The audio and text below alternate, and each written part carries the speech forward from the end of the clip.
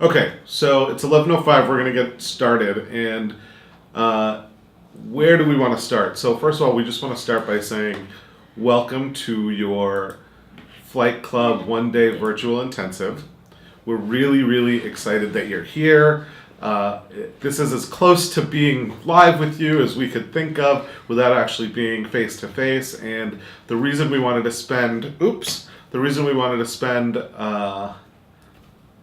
today doing this format is because we know the content we're giving you in between the intensives can be a lot. It can be confusing. You can have different questions and different things you need about it. So we wanted to spend as much of a day as possible with you to further and deepen your understanding of some of the stuff you've done so far, and also be able to introduce things like the offer, which we're going to talk about today, in a more concentrated setting where it's not just 2 hours on a webcast, but we're actually spending sufficient time on it so that your understanding of it is really clear and we can sort of deep dive and go right into it.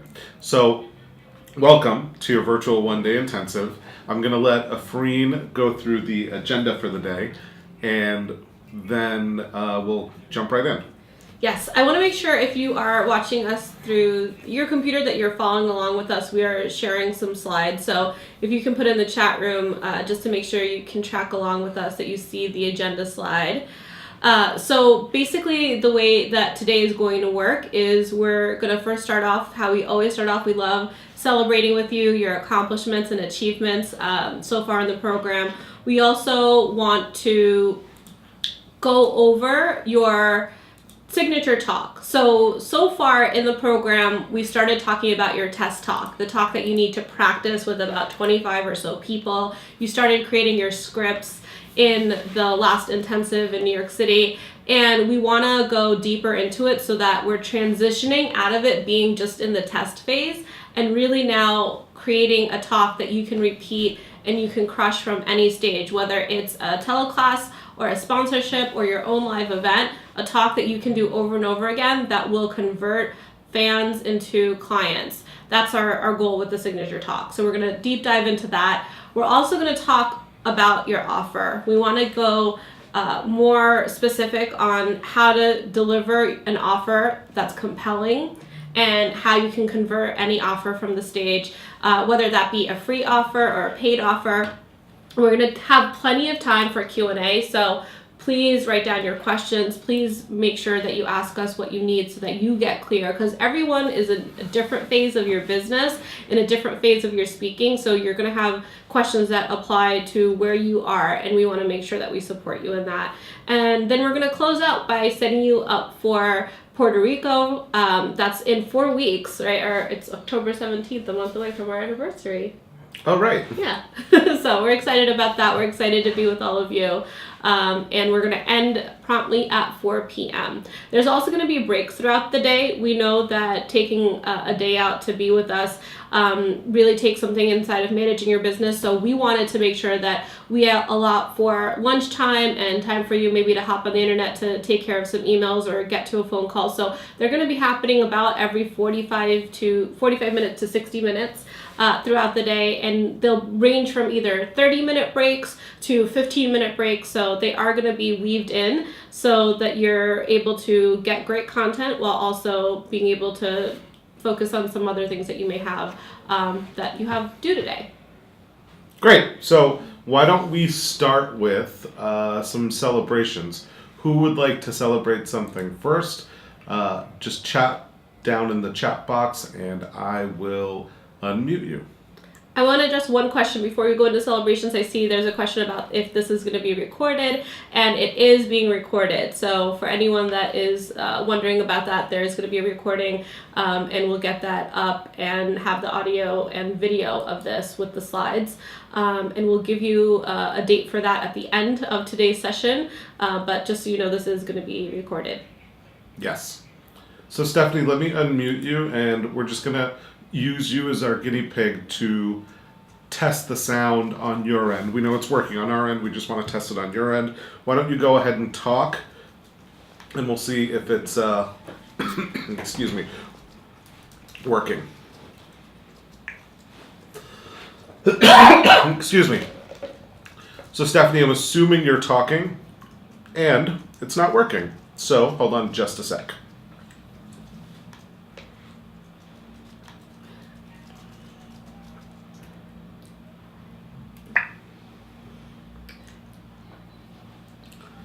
Andrea keeps putting up bunny ears behind our screen to make keep us sure laughing. we keep laughing. There are 26 other people on the call. I'm here and I'm talking. There you are. Okay, we can hear you now. Oh, there's an echo. Oh. So let's Can just... you hear me now? Yeah, 1 sec. Okay, is the echo gone? I have on a headset, so I don't know. I do have on a headset.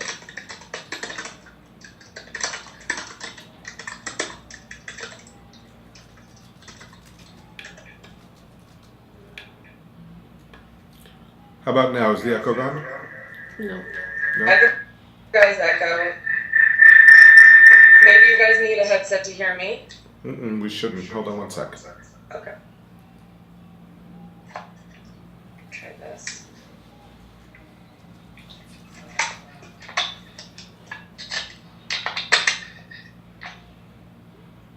Is that any better? I don't think you are the echo. I think we are. So hold on.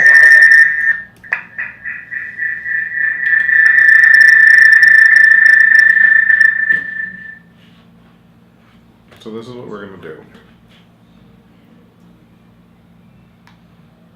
Let's get rid of that.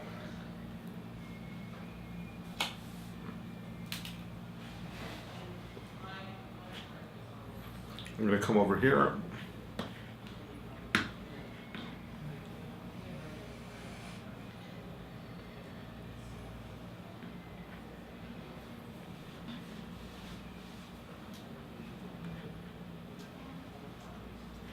Okay, guys, everybody just hold on for 1 second, okay? Okay, he said he's giving us. We're muted right now. So what are you saying? It's because we. So volume, like noise comes out of the computer into the microphone Yeah. and then loops and loops and loops. Okay. Like, That's you what's would need happening? to mute Yeah. your mic as she's talking I tried that. or listen to headphones. I tried that, but it was still echoing, because this is muted right now.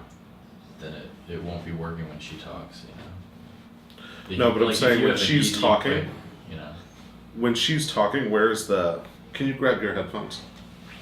Or do one of you have headphones? Do you have headphones? I have a one-sided earbud. Just one-sided? Yeah, this thing fell off. Do you have your headphones? I have to look. Can you look at my pocketbook?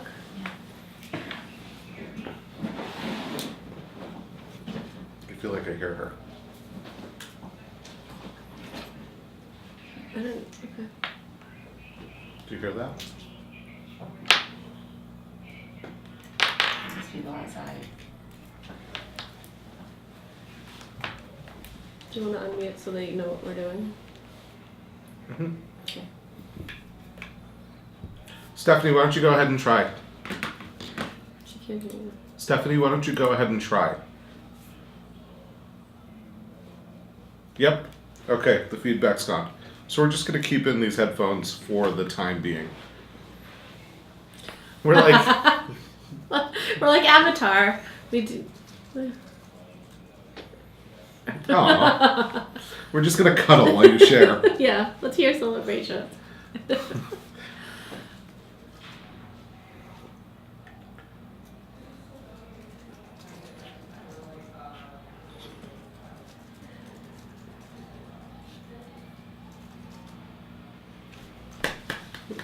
Amazing.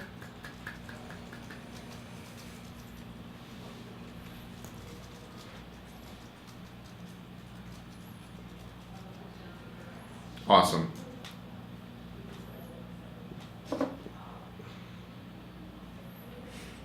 Awesome.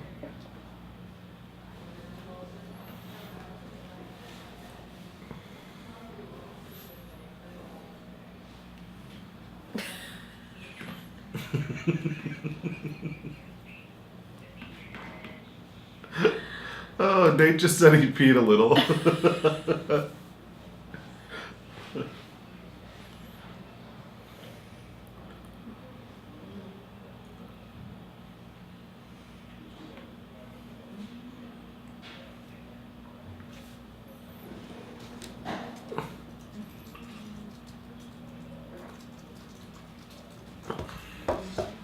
Awesome.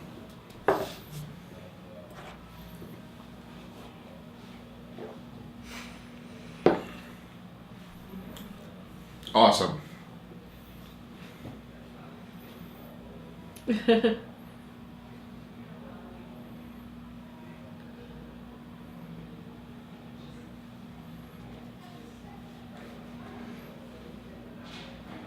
Wow.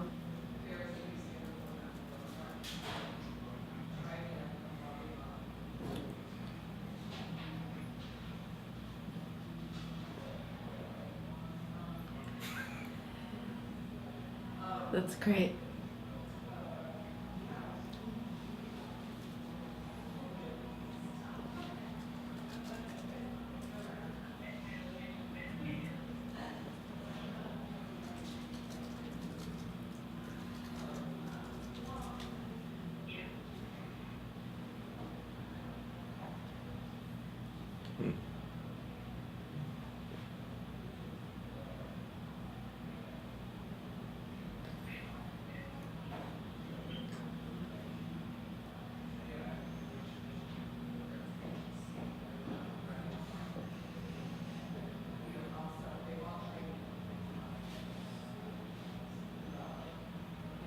It's great.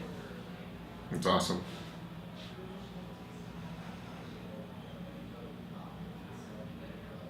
You're welcome, and thanks for doing the work. And it's so good what you said, because it really displays how being in the right context really will reorganize who you are and how you are. So it's awesome. Great, great work, Stephanie. You're welcome. Congratulations. Awesome. Yeah, go ahead and share the link. We're going to take the next share, but just one thing for the people who are going to be listening on video. We do need to get off the headphones. I just wanted to hear what you had to share, Stephanie. And for the people listening on video, Stephanie got about $325,000 in investor money this week.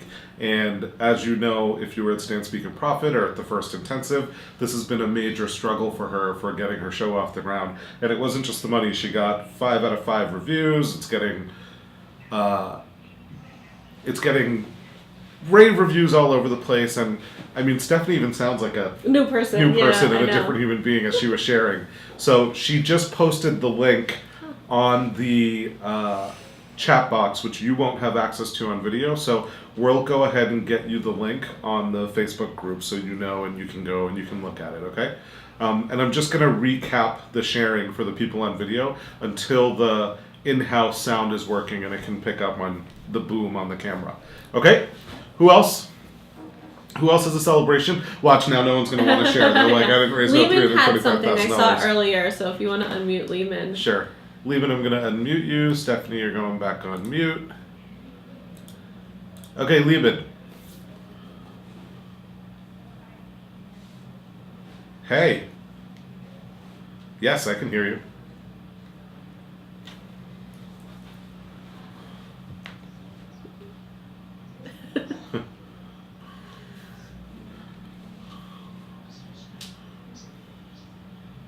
Yay! We love that.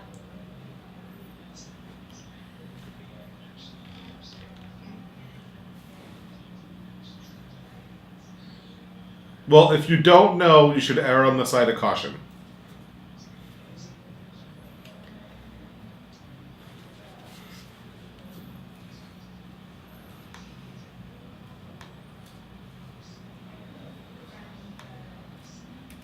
It's great.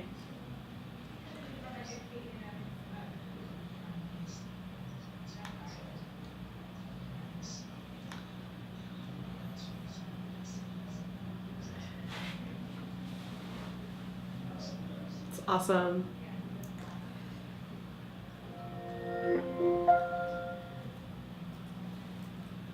There are 28.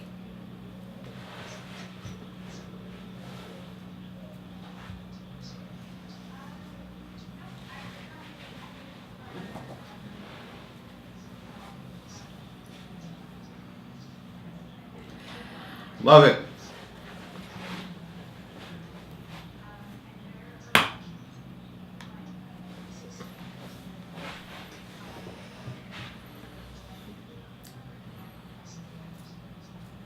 Awesome. Love it, love it, love it. Yeah, I also hear Lehman is new, and the way he's speaking, I know a lot of questions right when you came to Orlando and even to the 2-day in New York City about how and what, and I know that there was a place where we were just like, just go for it, right? Just put it out there, do the work, and see what happens. And so I think, you did it in a very short amount of time, putting it out there and getting your first clients. It's amazing. So I appreciate your commitment and being coachable and just taking the action. You're building up momentum, and if this is what you did in 4 weeks, I can't wait to see what you're going to do over 6 months. Yeah, Sweet. love it. Thanks. Thank you. Okay, who else?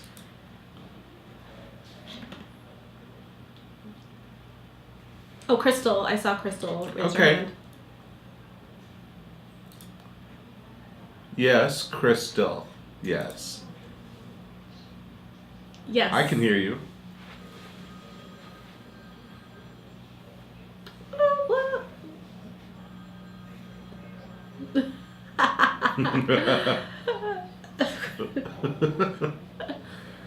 I'm laughing, just Crystal, just why I'm laughing, right? Because remember when I saw you in Houston and I'm like, you have to do this teleclass, and you gave me this look of death? Like, what? Like you could not breathe? And And that was only about 10 or 11 days ago. yeah, and you pulled it together, and to hear you on the other side that you had so much fun, I'm so happy and thrilled. You're yeah. Good. She's awesome. Yeah.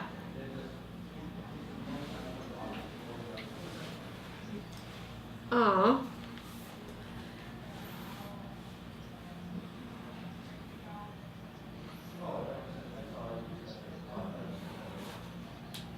It's great. Who is this? It's great.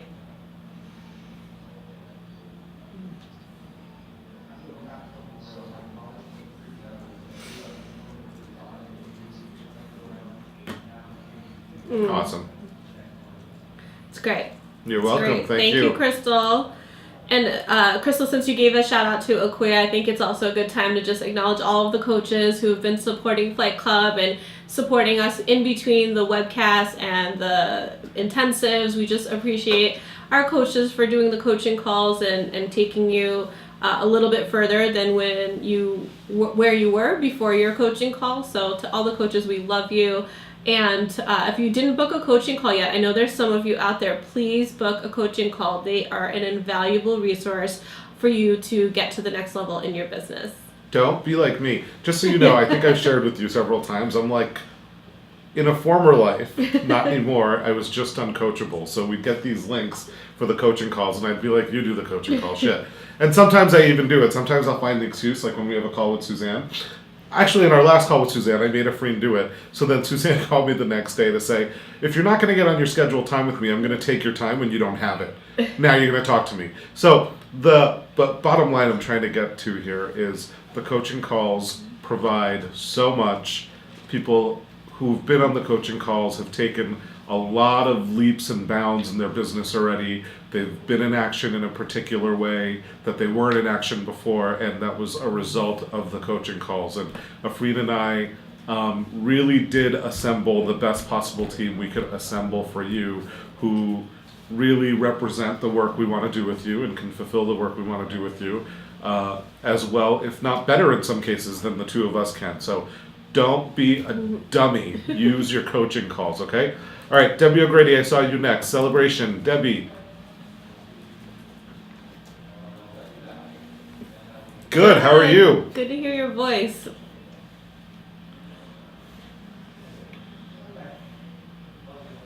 I like it though. It's sexy.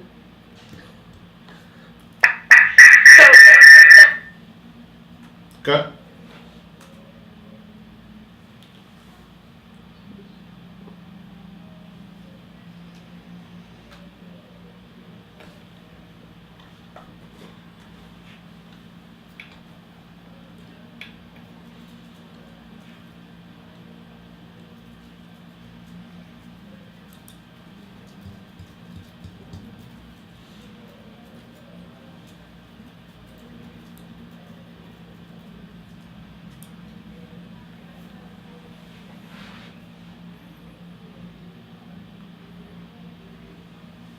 That's great.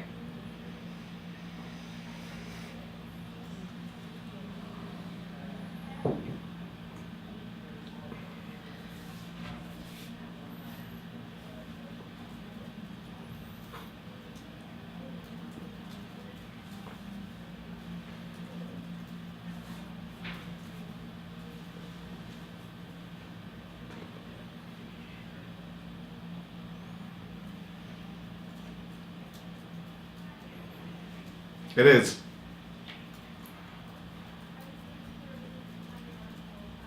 That's amazing. What I love about what you shared is that, we said sometimes you're not able to do an offer, but what I'm hearing is that you're converting attendees into fans, right? And that's what you did, even though you didn't have that option. You gave a talk that inspired people, it moved people to connect with you. And that's so critical when you're doing a talk, is really knowing your intention of moving people, towards being able to connect with you, and you establish yourself as the expert is another thing that I heard, Debbie. So just awesome job. And I just hear, new confidence and like being grounded in the way that you did your talk and the way that you were able to present yourself. So awesome job. That's amazing. And I know you're going to follow up with them and put people into your program. So great work. Yes. And you're welcome. And I really heard something, at the last Flight Club Intensive, the day after when we were with the MetaMinders, the theme of that day was something we had heard in our mastermind. It's the name of a book. I don't remember who wrote the book just right now, but it's called What Got You Here Won't Get You There. And Debbie, I've known you for a little bit over a year now, and I can hear that you got that. Like, whatever got you to wherever you were so far isn't going to get you to the next place you want to go. And you're actually putting in the work and doing the speaking and doing what you need to do to get to the next place you want to go. So it's really, really, really great.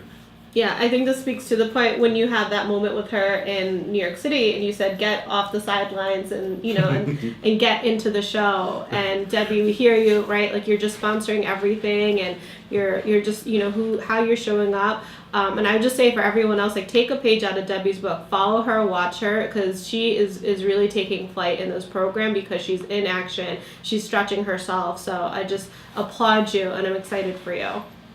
Great work, Debbie. You're welcome. You're welcome. Yes.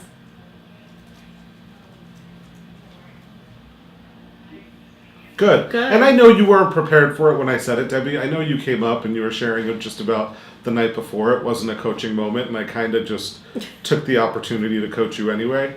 And I might do that sometimes, but I know it probably didn't hit you initially the way I intended in that moment, but I'm glad you got it later. So thanks for being coachable. Okay, awesome. Oh, of course. Iman, I have a Okay, question awesome. for you. Yeah. Technical question, actually. Yeah. Is it possible, because we have that screen up there, to plug in so that, because it's hard for me to read the chat. Sure. Okay. We're going to take one more. We're going to take Julie Stevens. And let me mute you, Debbie. Julie. I can hear you. So, hold on, before you go. Julie, sorry, I'm interrupting you. Before you go, for the people watching this on video later, Crystal shared about having completed her first teleclass, which was a huge win because 2 weeks ago when we told her Afreen told her she should do one, she almost fell out of her chair. She not only did it, but she nailed it, and there were people on it who gave her great praise. And then Debbie also just shared that she just did a talk a few weeks ago. She wasn't allowed to sell, but she was allowed to collect leads. One of those leads has already turned into a client. She has another one poised to momentarily. Now Julie's going to share, and then I'll recap that for you. Yes, Julie, please.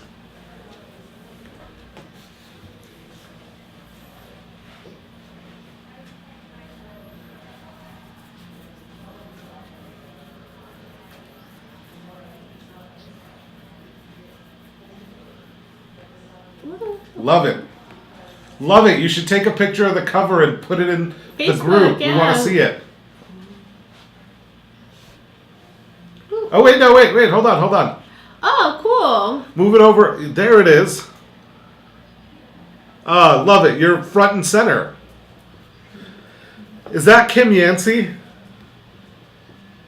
Sandra Yancey. Awesome. Oh, how awesome is that?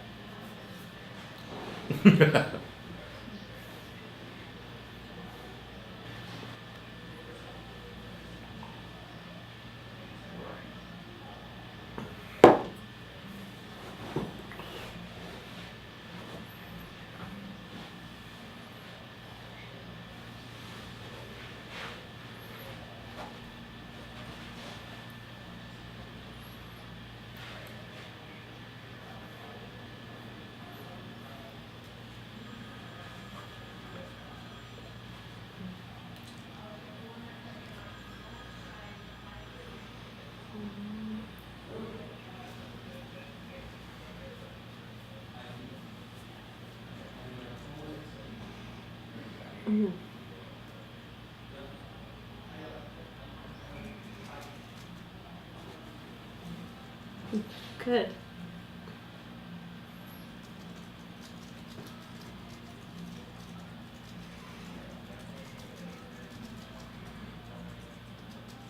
Sure.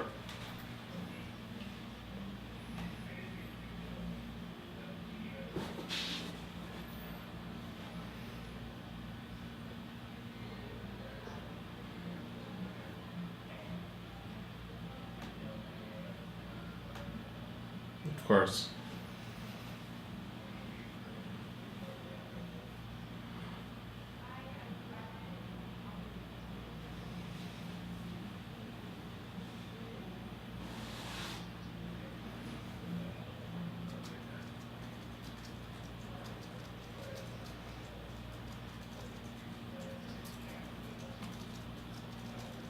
Victory.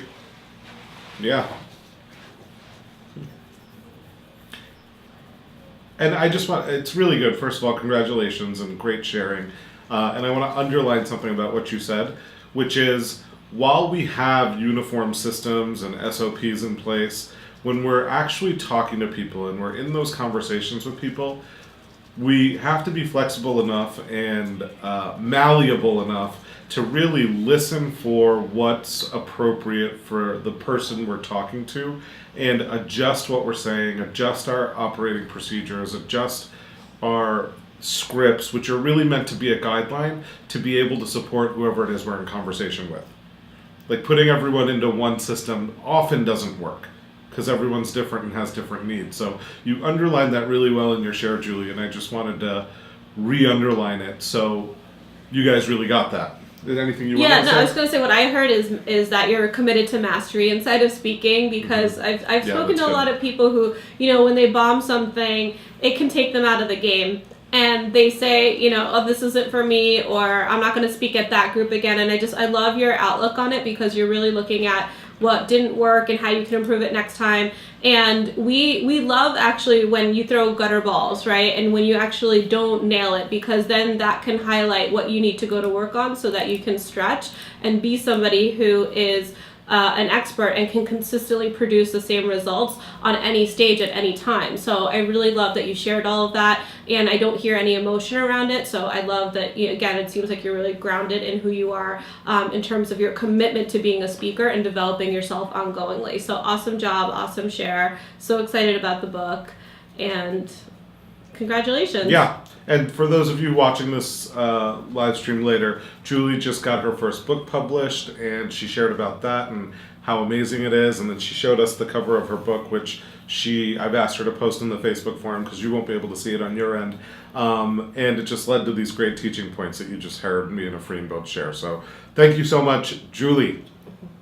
Okay, here's what I'd love to have happen now. For the people who are going to be watching on video, I'd love for you to type into the chat box some of your celebrations, and then we're just going to read them out loud for you. And why don't you guys take a minute or two to do that, and then we'll read your celebrations. And I don't care how big or small your celebrations, how big or small you think they are, a small celebration is still a celebration, and is often not as small as you think. So take a moment, type in your celebrations in the chat box, and we're going to read them. Andrea, can you get the dongle and connect that so we can have it up there and then turn it on? Where's the dongle? It's in here. You had it yesterday. It's in my jacket.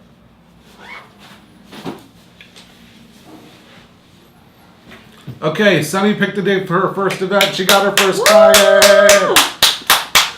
Sunny, I just want to say, Gary, I'm going to come to you next. But Sunny, some people it takes like a year to get their first client because they can't make decisions and just say, I'm going to do this. And if it's not this, it'll be something else. But I'm just going to go get in action. So that's so awesome. Congratulations. Russell gave a talk at Small Business Expo at Albany. Great job, Russell. Now you're going too fast for me to keep up. Okay, hold on. Stop typing for a second. I'll tell you when to start typing again.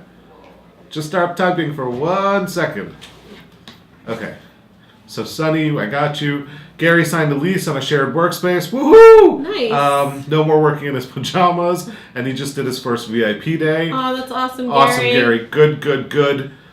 Cornell finally figured out what the hell his talk is going to be. Great. Hold on. I'm so glad, Cornell. After that last call, I'm like, come on, go speak to people. So that's makes me happy. Yes, awesome. Everybody, just don't hit enter for a second. Okay? Type, but don't hit enter. Because I cannot find your shares when you keep hitting enter. Okay, I'm just going to work from the bottom. Tony's doing her first big sponsorship at Hell Yeah Star next month. She did a radio interview last night, and she's going to be speaking at Holistic Breast Health event next Saturday. Wow, you're just like Tony She is is on an fire. animal. You're just taking on everything. I love it. Russell talked at a Rotary Club workshop schedule, women something, entrepreneurs 11:15. Regina did a workshop on public speaking yesterday at In Good Company. Got highest scores on her evaluations. Tony, we got it. You're saying yes. Joyce is, she worked further on her speech and the plan for her business. Great. And she's growing in the value she has to deliver. That's awesome. Sabrina, her client just appeared on Fox. Wow. That's awesome. Good Day New York this morning to promote his identity theft book that you edited last summer. That's pretty kick-ass. Okay, if I didn't get you, we'll go through more celebrations throughout the day, but y'all are just typing too fast for me to keep up. And post them in the Facebook forum too. Really, just while I mentioned that, you guys are being stingy in the Facebook forum. There's like 8 of you consistently participating and asking for feedback and really chiming in for other people. And if you remember the conversation we had back on day 1 of your first intensive, the magic of this program is in the community. That's where the magic happens. The magic of this program is not in staying silently by yourself behind your desktop. It's in the community. It's in the engagement with the community. It's you participating and allowing yourself to be contributed to in the community. So where you haven't stepped it up a notch in the forum, I really invite you to and talk to some of the people who were in the last program about the kind of magic that started happening in their businesses when they started participating in the forum regularly. Okay? All right, cool. So we're going to, hold on 1 second, guys. That's the HD plug that needs to be converted into the, Right. Where's the other end of this? In your It's computer? already in the. It's already in this. yeah.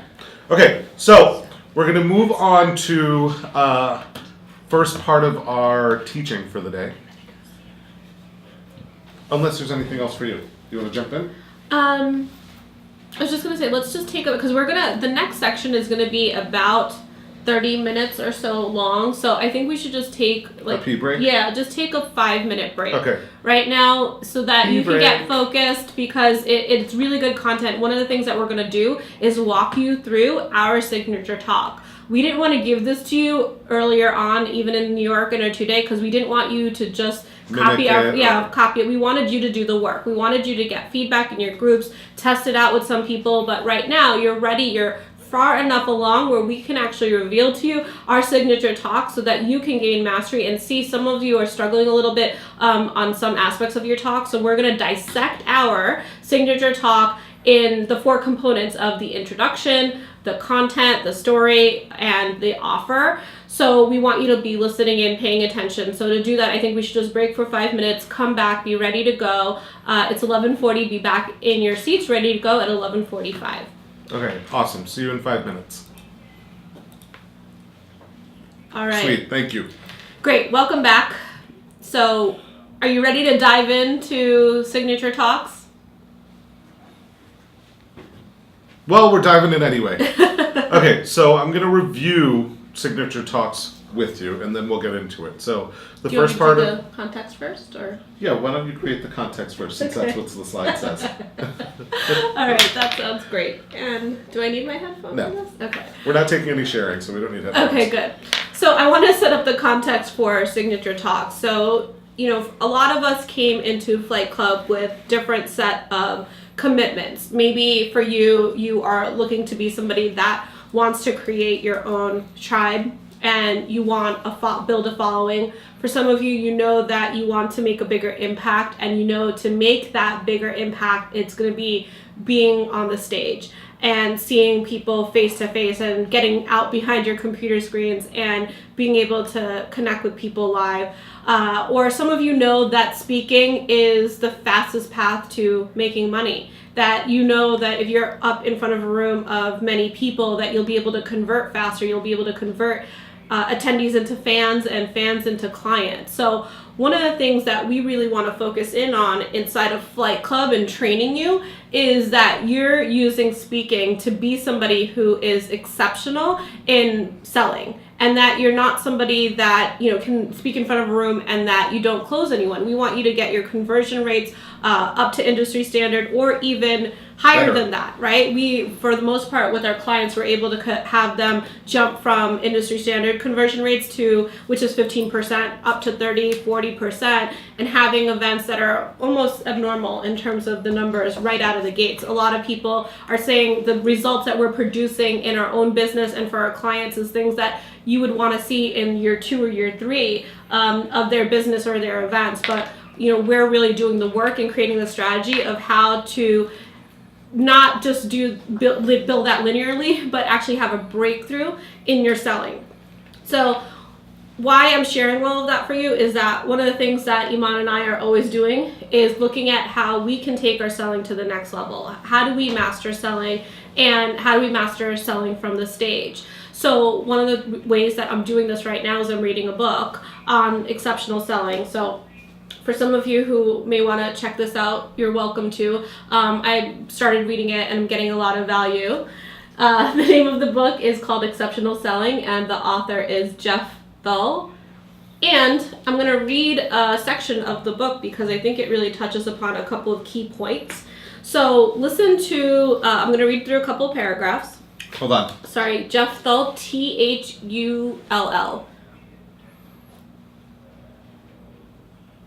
Okay, so I'm going to read a couple of paragraphs. I want you to listen to it to hear for yourself what aha or what may be opening up for you after I share some of these paragraphs. So listen up. Do you have another question? No, I'm going to set Andrew up while you do that. Okay, great. All right, so again, yes, it is. I see the questions again about the name of the author, so I'm going to hold it up so that you can see it, but it's Jeff, and the last name is Thull. So hopefully everyone can see it. And I'm going to read some paragraphs from this book. So this is inside of understanding your customer's world, right? One of our commitments is that inside of doing these talks, we really want to resonate and connect with your audience. So I think that this paragraph also explains what we're trying to accomplish. So understanding your customer's world. How do we understand their world? Most sales books tell us how to become better listeners. They're right, of course, but the idea of being a good listener seriously oversimplifies what we need to be doing in successful business conversations. We need to listen beyond our customers' words and look beyond the nuances of body language. We need to understand the client's meaning system. Or said in another way, the whole set of assumptions, experiences, values, and beliefs that create the context for their perceptions, judgments, and decisions. I'm going to say that again because I think that this is a really key point. We need to understand the client's meaning system, the whole set of assumptions, experiences, values, and beliefs that create the context for their perceptions, judgments, and decisions. I'm going to skip over a little bit and share with you another paragraph. So how do we get into understanding the customer's real problem? I frequently see salespeople jump into the solution. So notice if you have been doing that in some of your sales calls. I frequently see salespeople jump into the solution. In the rush to sell something, as soon as the customer mentions the problem, the salesperson starts talking about how to solve it with their solution. They make premature judgments, and in doing so, they shut down or change the direction of their conversations and miss the richness of insight, perspective, and depth of knowledge that the customer could provide. The usual outcome is a dissatisfied customer. Dissatisfied because he knows that the salesperson has stopped listening and won't know enough about his situation to propose the best solution. The ideal sales conversation starts with actually hearing the customers in their own terms with their own meanings. As a conversation progresses, you migrate to a more structured discourse in which you are trying to make sense of what the customers are telling you in light of the frameworks where you are the expert.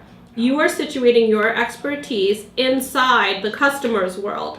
And this is what leads to customers experiencing ahas and breakthrough moments, and they start to see the world in a new light. They begin to connect with your conversations rather than some nebulous generalized perspective, and this gives them access required to further explore the opportunities of working with you.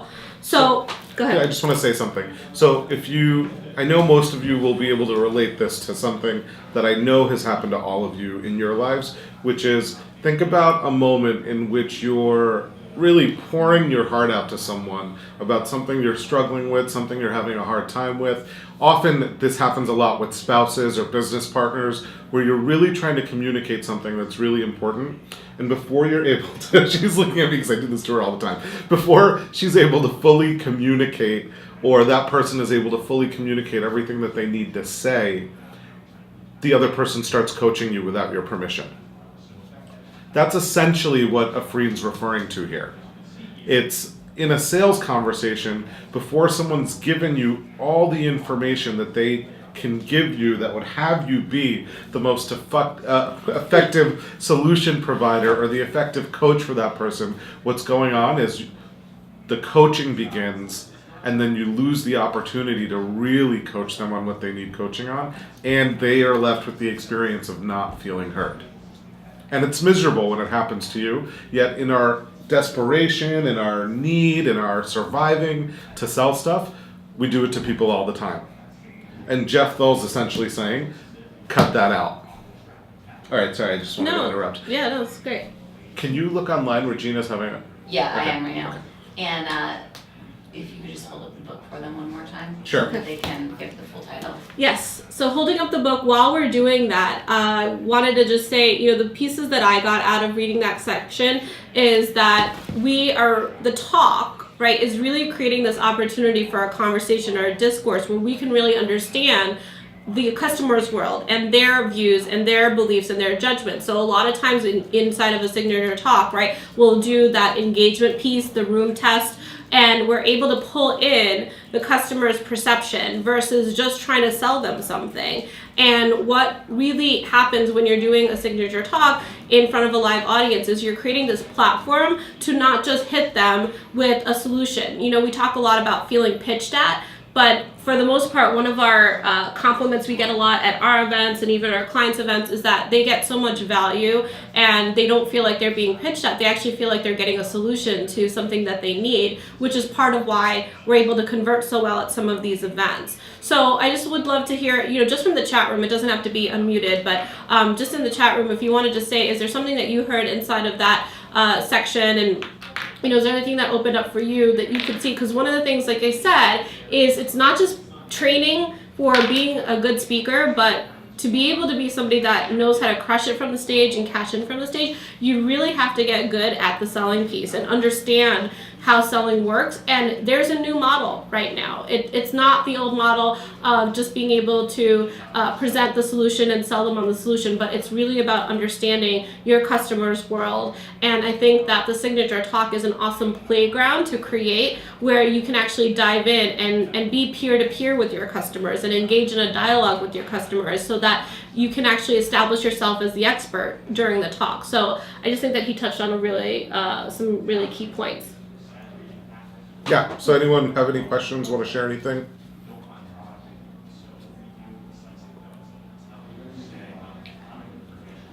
Well, let's have that go. We can move into the signature talk. Yeah, and, well, we're going to move into the signature talk. I just wanted to say one other thing, because a lot of you were asking about the book and the book title. Afreen and I are always reading different books that help us enhance, enrich, give us ideas for the business. I can't tell you how critical it is. One of the things people always comment is that we're always so socially relevant. Like, we always can talk about things that are current. We can always talk about things that are happening in the world. We can always talk about topics that people care about. Why that is because we're always reading. We're always looking at different resources. I mean, if you talk to some of the MetaMinders, what's the first thing that we did to the MetaMinders at their group VIP day in the last Flight Club intensive is we gave them all a book to read by the next MetaMind.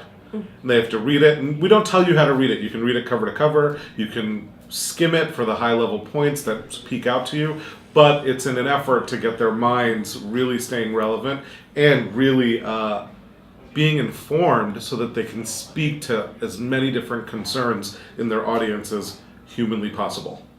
So I just wanted to say that. But yes, let's jump into reviewing the different parts of a signature talk. So I'm just going to review the parts and then we'll start breaking them down one by one, okay? So first is the introduction. And in the introduction, we said you need to develop a hook, your credibility, and audience engagement. Then is your story. So different types of stories you can do in this section are your story, your client's story, or how you got started, and we'll give you an example of each. Then you deliver your content. You deliver your unique system, whatever your unique system is, while seeding and making sure that it's providing value to your audience. Finally, you do your offer, which again begins with a story, moves to an invitation, and can include limiters and bonuses. So our signature talk is how to connect, convert, and cash in from the stage. And what we're going to do is we're going to break down each part of the signature talk for you, and then we're also going to engage with several of you who want the coaching live on the virtual one-day webcast, who think you have your talk ready, and help you develop it. And while we're doing that with those of you who we do that with, the rest of you have to keep in mind that they're just at the mic. Everything that they're doing, you're going to be doing in the privacy of your experience while they're at the microphone, okay? So, hold on, I lost my place. Okay, so let's start with the introduction. So there's the hook, there's credibility, and then there's engagement. So this is slides from our signature talk. So this is always the introduction slide we use. And we use the slide because it literally talks about the three things we want to position anytime we're doing a talk. We want to position live event management, speaker mastermind, and event strategy. Those are the three major things we sell. They're our biggest money earners. So those are what we put. They're almost, if you look, like the tagline under our logo. So the next slide, please. Excellent.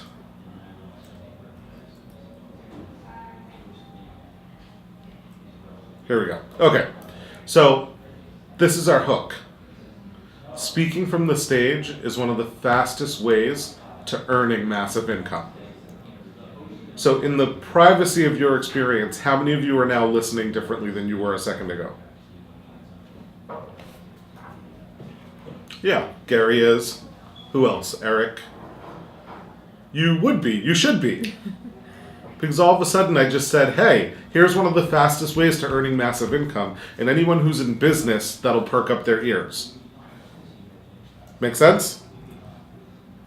Yes, Tony, you're there, baby. I love it. Okay. Now, we're going to address the elephant in the room. So what's the elephant in the room? The elephant in the room is who Red Elephant is. So Red Elephant is an event planning company, and we offer three main services to our clients inside of helping entrepreneurs be seen, be heard, so that you can produce massive income in your business. And the way that our private clients work with us is either through event strategy and a VIP day. We also produce live events 1 days and 3 days. And we also offer a speaker mastermind that's a 6-month program so that you can take flight inside of your speaking so that you can crush it from the stage. This is our credibility. Some of our clients are entrepreneurs like Maggie Ostara, Matthew Goldfarb of Corporate Renegade, Ree Perez of Branding for the People, Monica Shah of Revenue Breakthrough, Michelle Sissom of Decisive Minds, Karen Jacobson of The GPS Girl, Ivy Slater, and so on. And some of the people we get to partner with to add another layer of credibility is people like Suzanne Evans, who we're running a program with currently. People like Pamela Bruner and Lisa Sasevich, who we've gotten to partner with for events. So these are all people in our industry who are considered leaders in different segments of the industry. So if you look, Maggie's considered a leader with a lot of the health, wellness, spiritual community. A lot of those people know her. She's considered a leader among that community. Matthew is considered a leader in the copywriting community, and the people he serves are all industry leaders. So if you were to look up Corporate Renegade, you'd see he does copy work for Suzanne Evans and David Nagel and Ree Perez and Shanda Sumter and a lot of the big names in our industry. Ree Perez, if you were to go to his website, you would essentially see pretty much all the market leaders in the coaching and affiliated services space. He's done their branding. Karen Jacobson is a totally different market than the other people I just mentioned. Karen Jacobson is a media personality. She's on television a lot. She's been on Good Morning America, Good Day Today, Fox News, CNN. She was just on the Arsenio Hall show. She's in several commercials. She's also the voice of Siri. She's the voice of GPS. So she serves a completely different segment of the market. So if I didn't hit you in the spiritual and wellness community or in the copywriting community, now I'm hitting the media community. Ivy Slater is someone who's also a business coach, but she coaches women around New York. She has a real strong geographic base in New York, so we're mentioning her to establish our credibility with anyone in our audience that's from this New York market. And she really specializes mostly with people who are moms or women who are transitioning from the corporate workplace into being independent business owners. Right? So that's some of our clients. Now, we've hit every listening we want to hit with those different groups of our clients before we go into some of our partners. So if we didn't get you with who our clients are, now there's 3 big major industry leaders in our industry. Suzanne Evans, who's our coach, Pamela Bruner, Lisa Sasevich. So if we didn't hit you earlier, now you know we've gotten a partner with 3 of these big wigs.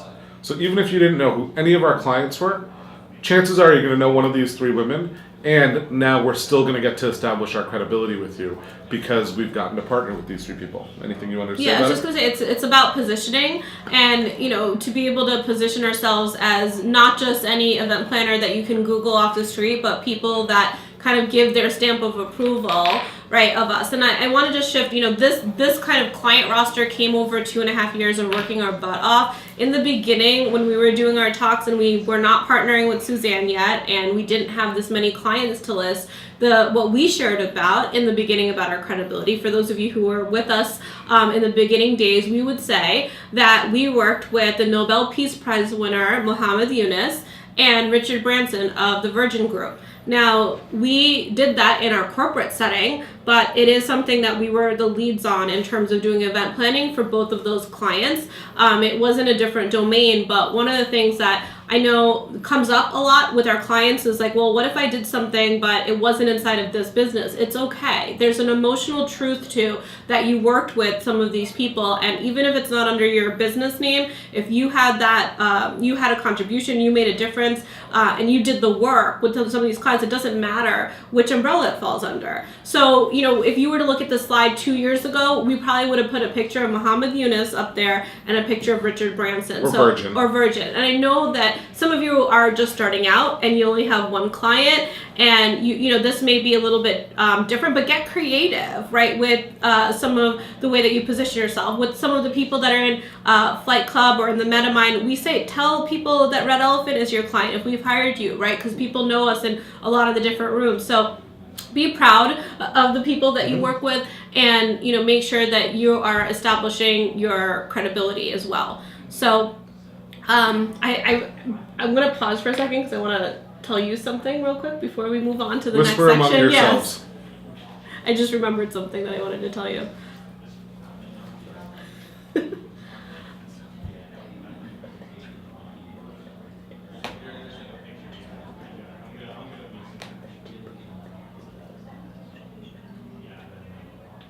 Okay.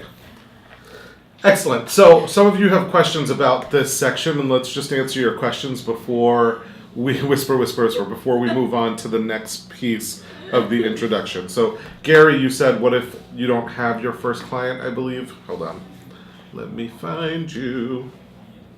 We are like high school kids, that's right, and we're proud. Well, what's interesting is that, you know, if you're leading with another person and being able to be able on the same page, you constantly have to check in with each other because we are one brand and we want to make sure that we're on the same page. So Yeah. So Gary, why don't you unmute yourself? Actually, I'll unmute you. Okay, you unmuted yourself. Can you hear me? Okay. Yeah. So what if you don't have the fancy client list? How can we create some of that credibility? I think Afreen mostly just answered that. But even if you've never in your corporate life worked for a Richard Branson or a Muhammad Yunus, have you ever received some sort of award? Have you ever received praise for something? Do you have some sort of degree?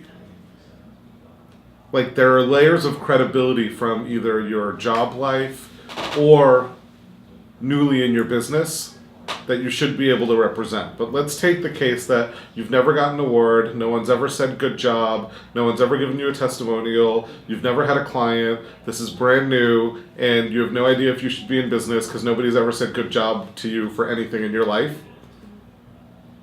Right? Go get someone like what we did in the beginning. We said, hey, we need some VIP day testimonials. Amy, we're going to deliver a VIP day to you. And if you're satisfied with it, would you give us an awesome, raging testimonial? And she said, sure. We gave her a VIP day. It was incredible. It totally altered her business, and she gave us a great testimonial. Then another one of our former clients, Richard, we said, Richard, we'd love to give you an awesome VIP day at, like, I think 25% the rate of what our normal VIP days are. And if it's great for you, would you give us a great testimonial? He said, absolutely. We gave him a great VIP day. He gave us a testimonial. Boom, there are 2 testimonials for 2 different business owners. That was part of our initial social proof. And I think for you specifically, Gary, what I would do is, if I were to look at creating a slide that looks like the one that's on the screen, is I would probably segment it like some of our fans, and you could say something like, you know, one of the things that we do in some of the things that I do is I host these events, you know, throughout the year about leadership, and here's what some of our fans say about these events. So you're kind of seeding your event, and get a testimonial or 2 from people that attended your event. I know Mariposa goes, and Mariposa would probably give you an amazing testimonial of your event. Have a headshot of Mariposa with Gary's events are so amazing. I, you know, stepped into new leadership, and I'm able to run my business in a new way because of his event. And she's very credible. And she's credible, right? She's been on television. She's led to thousands of people. Yeah. She's very credible. So that could be something like, you know, what some of my fans say. I think she's also a client, so she can even be a client testimonial. Even if it's just like 2 or 3. I know, again, in the beginning, you just have to start small. It could just be 2 headshots with 2 testimonials that are up on the screen, and it's a picture, let's say, of Mariposa in one corner and a little quote, and then in the bottom half of the screen it's another headshot with another quote, and those are some of your clients. And then you can even say some of my partners is Red Elephant, and you can talk about how you got hired as a leadership coach in one of the programs that Red Elephant is running, and they're $500,000 company, and they hired me to be a coach because of my leadership, right? So there's different ways that you can get creative just using what you already have, but just be thinking a little bit further about how to position yourself. Does that help? Good.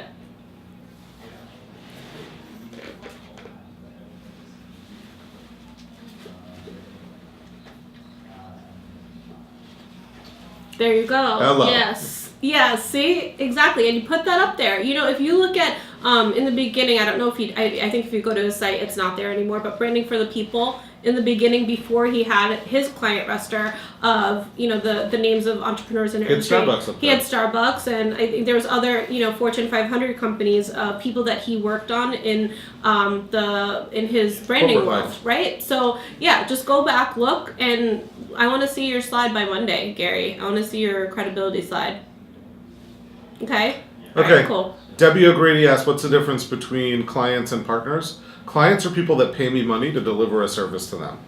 Partners are people who, like, May or for may ex- not pay. may Yeah. or may not, but like, I'll give you an example. Suzanne and we partnered with Suzanne to deliver this program called Jump the Needle. So Suzanne does all the strategy up front and some of the training, and then we produce the one day for the people in this program. So it transitions over from Suzanne and Sage over to us after certain deliverables are met. Suzanne doesn't pay us for that. We're just a part of a trifecta that's delivering a program. Who pays us is the client, but the client, ultimately it was Suzanne who pitched the program. So they pay Suzanne, and then Suzanne pays us out. So even though the three of us are delivering the program together, the partnership with Suzanne is in the delivery of this program. Suzanne's not, indirectly she's siphoning over the money, but the money's really coming from the client. Yeah. Does that make sense? And I think for you, Debbie, it's the same thing I just said to Gary. You can put pictures of Michelle Sissom, of Kate Beaters, and I know you do this for a couple of other people too in the industry, but those are your partners. And just the way I position with Gary, right, is that you're an accountability coach partnering with some of the biggest people in the industry, and you can put headshots of them too, because most likely. Actually, go ahead. they could be a partner or a client in your Sure. case, given Right. that that's what you sell. So you could actually call them clients as well. Sure. I think what Afreen's saying, if you want to call them partners, you'd call them partners because you're essentially delivering their program, which is why I think they're more of a client. Like in our program, we're not delivering Suzanne's program in the one we're running with her. We're actually delivering our program inside of the larger program that the participants are in. With Michelle or Kate or whoever you do this for, I think the way to answer this for yourself would be, are you delivering their work or are you delivering your work? If it's your work, they'd be a partner. If you're delivering their work, they'd be a client. Make sense? There's some more questions. Here's what I'm going to do. Andrea, can you just sort of scrub the list and extract all the questions? Because then we can just, in the Q&A section, just run right through them. So if you wrote a question down, hold your question. We're coming right to it. Yeah, we'll Pia, be there in we about see 5 you, minutes. and there's a couple of Pia, other people, Sunny, yeah. I saw a bunch of questions. Okay, so Andrew's going to collect those for us. We're going to get to them in just a couple of minutes. We want to go to the next piece of the teaching, though. Okay. So another layer of our credibility is that we do this too. That's us at different events doing what we're saying other people should be doing. So it's not just that we produce this for our clients, it's that we actually do this too. So we test drive all our own materials. It's another layer of credibility when we're delivering this talk. Now we're going to engage you. So how many of you want to make an impact through speaking?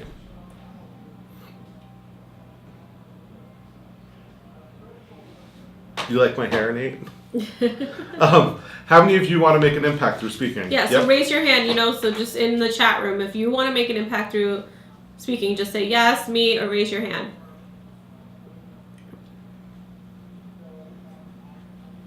Yeah, of course you do. So this is the question we ask in this talk to get people re-engaged. Because if you go back a couple of slides, so let's go back a couple of slides. We started here. Then we moved to a statement that hooked people. Now, as soon as people start dealing with it's the fastest way to earn income, you might notice there's other conversations you started dealing with. You might have started dealing with, okay, well, I don't have enough money. I'm not ready for the stage. I have nothing to speak about. Who's going to hire me? How am I going to get on a stage? All that stuff, right? So the little voice started chattering. And then we talked about what we are and what we've done. And sometimes, I know when people establish their credibility in a room where I'm a listener, I listen to them sometimes and I'll be like, holy shit, I have no business being accomplished. Then we told you who some of our clients are, and that's more like, oh my God, I'm not one of them. Right? Then we told you who some of our partners are, and you're like, holy crap. I know when we first started working with Suzanne, one of our missions, it was really more of Freen's mission, but it was kind of secretly my mission too, was to do something with Suzanne. And we thought she'd never do something with us. So when she invited us to run this program with her last year, it was like, holy shit, is she really inviting us? We even had a moment where we were like, she's going to cancel. She's not really going to do this. She's going to find out all our little dirty secrets that we don't tell her about our business, and she's going to tell us we can't do this and kick us out. Right? Because we couldn't believe that she actually wanted to partner with us. So all these conversations start taking place in your audience's mind, and all this internal dialogue starts, Ashton Kutcher, all this internal dialogue starts taking place. So why you need to re-engage them is to sort of yank them out of that internal conversation. So the minute I said, how many of you want to make an impact through speaking, how many of you got out of whatever funk you were in and just got back to, yes, I want to make an impact through speaking? Type in if that happened to you. Remember, we're live even though you're chatting. Okay, right. So anything you want to say about this? Yeah, I was just going to say, when we listed out the components of the introduction, in your worksheets you have this, right? And we talk about in the introduction, you're going to have credibility, engagement, and your hook. Those are the components that are required in an introduction in terms of what Red Elephant says needs to be in your signature talk. So you can start to see that we started filling in some other things that we kind of state are obvious to include in your talk. So what we see as obvious is you have to tell people who you are and what you do. That's not written in the script because it's something that we assume that you're going to include. So we hope that you did that. And if you didn't, you should go back in your talk and include that. And the way that we set that up is that we do our hook. And right after we do our hook, we introduce ourselves, we say who we are and what we offer. And then we go right into the credibility right after that. And then we transition out of credibility into re-engagement. Because what Iman said is that during a talk, people are going to check out. They're having an internal conversation with themselves. So you want to make sure that you're leading this conversation and they are following. So we create these moments for you to lead and then they follow. So the re-engagement question is another opportunity for you to stop what they're doing inside of their head and for them to pay attention again to the talk so that they're present with you. Yeah. And this is another example of a re-engagement question because maybe some people don't want to make an impact. Maybe some people just want to make a lot of money. This is the one that'll hit them. So we're going to go, actually, before we go into debrief and Q&A, why don't we just deliver it? Oh, you want to do it like it's... Yeah, go ahead. Would that be of use to you guys if I just delivered it? Yes, show me. Okay, so we're going to just deliver it. We're going to deliver this section, then we'll debrief and go into questions and answers, okay? Okay, awesome. So, welcome everybody. I want to start the day by telling you that I believe speaking from the stage is the fastest, or at least one of the fastest ways to earn massive income in your business. My name's Iman Khan. This is my partner, Afreen Khan, and we're the owners of a company called Red Elephant. And what we do is we help entrepreneurs take the stage and make lots of money, reach their ideal audience, and make the difference they want to make in the world. We do this by producing live events for them. We also run a speaker mastermind where we train people how to do this.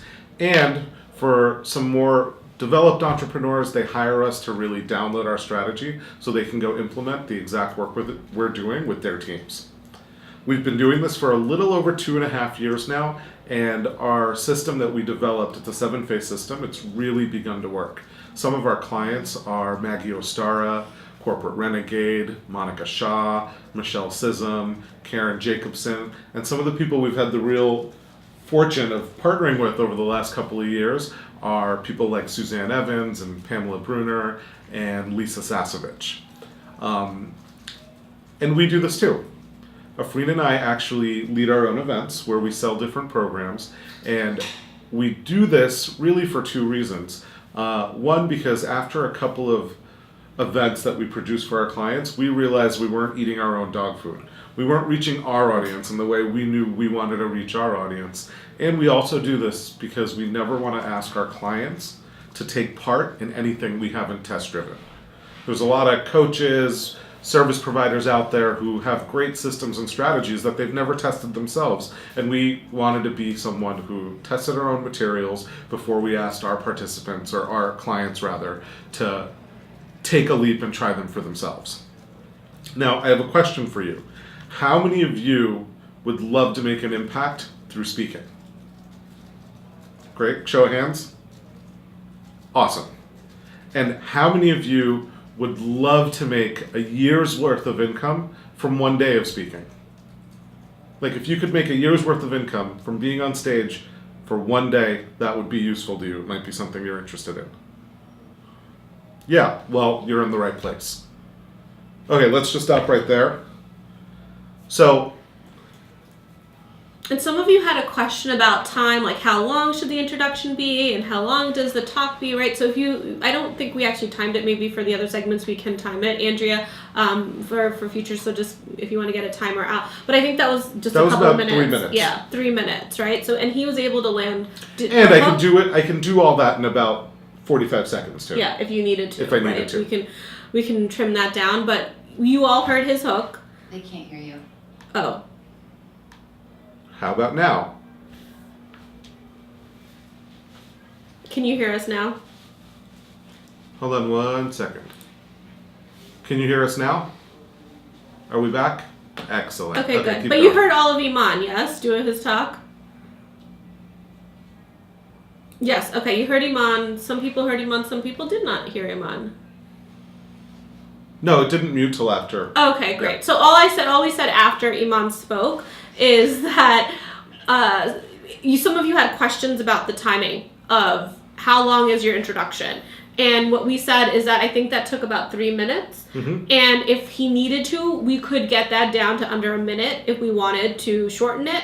But it really can be as simple as a 3-minute introduction that you nail because you had your hook, you had your credibility, and you had your engagement. All those 3 components were present in Iman's talk, yes? Eric, you're sexy. Right. Okay, so let's go into some Q&A. Yeah. Okay, so Andrea, do you have some questions for us? There was actually only one, which Okay. was Pia. The rest were all comments. But Okay, so I'm gonna come to this question later. I want to stick with just the introduction, and then I'll come back to this at the end. So, who has questions about either any part of the introduction, really? Well, this is inside of credibility. Yeah. Okay.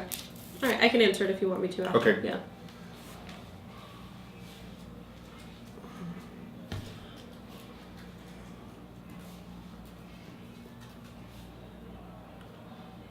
No questions? Is the sound out again? No. If I want, Pia, why don't I unmute you and then you can actually engage with us. Pia, you there? Yeah. Hello. So, go ahead.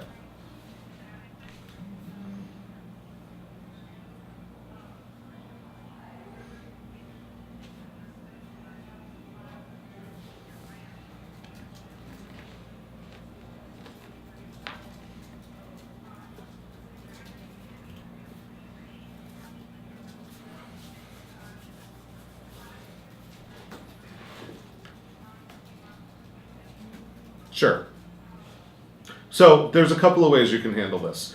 The first is one of our mastermind members. She always talks about she's essentially a video coach and a presentation coach, and her tagline is, "I take celebrities from A to B, and all these amazing celebrities work with me, but you don't have to be a celebrity to work with me."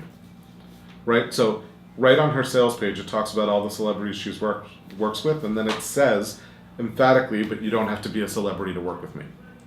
So if you wanted to use MTV in your marketing materials, you could say, I've worked with MTV, I've worked with so-and-so, and my commitment is to working with small business owners.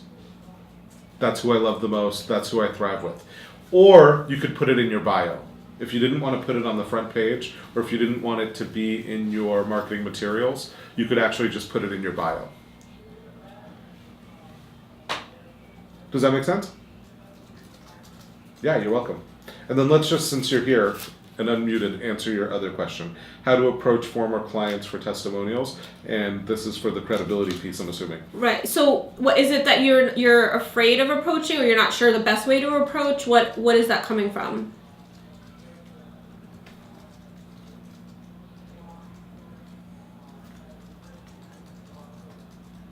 Okay. Well, this is what you do. Yeah. I mean, and probably the people that you work with are really busy. So this is what I do. And I have a really high success rate of getting testimonials, right? Is that I'll send an email, say it's with you, right? Say that you're a client. And a lot of times too, like I went to a client that I didn't do work for 3 years with this person, and I was really scared to go, ask for the testimonial, but I needed to do it because I'm committed to getting testimonials to provide more social proof.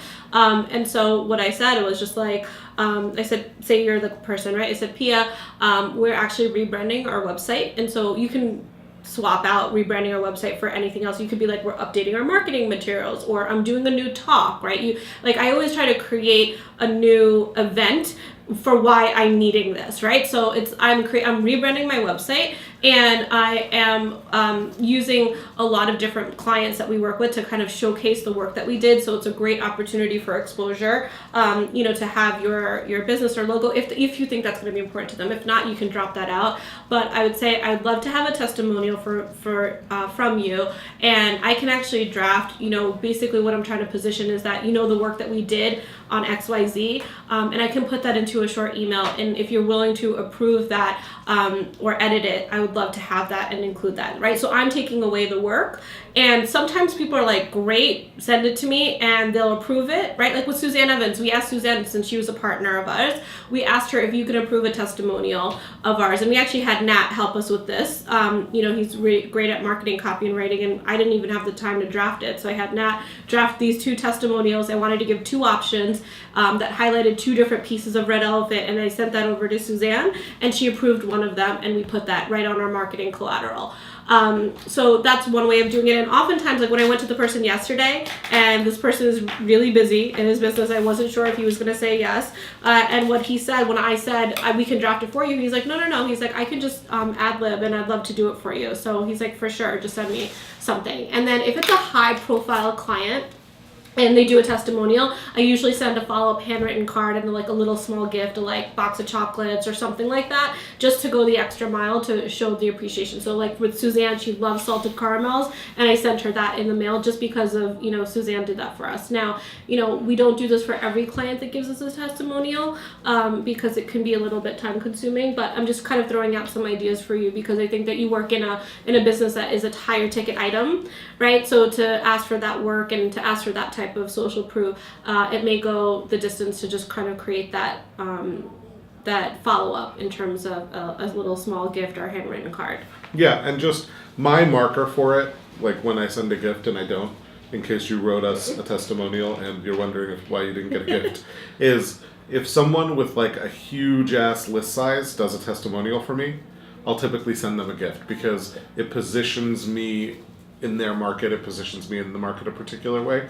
When people do testimonials for us, which are really about them getting more exposure, it provides social proof for us, but it's really about them getting more exposures, them getting seen more. I typically don't send a gift because Suzanne's the only one they're who's done getting so far, I think. Was it more than that? Yeah, we did. But how I view it is like part of my reward, part of my gratitude for them is giving them the exposure. Same thing, probably how Suzanne has it about us. Like, she's giving us the exposure, so that's why she gets the gift, if that makes sense. Okay, and then Tony, I saw your question earlier in the chat. You can talk about being Teacher of the Year. What do health coaches do? They teach. They teach their clients how to do A, B, C, D, and E. So someone who's been teacher of the year, that's a huge layer of credibility in terms of the way you're going to teach me and coach me your systems and processes. You don't need to include that it was to second and third graders if you don't want to, but it doesn't even matter. That you were teacher of the year adds something to my wanting to work with you. Yeah. It tells me that you were able to systemize something, deliver it to a group of people, and be acknowledged for your work. Yep. Okay? Good. All right, what other questions do you have? Questions? This is about the introduction. Your hook, credibility, or engagement.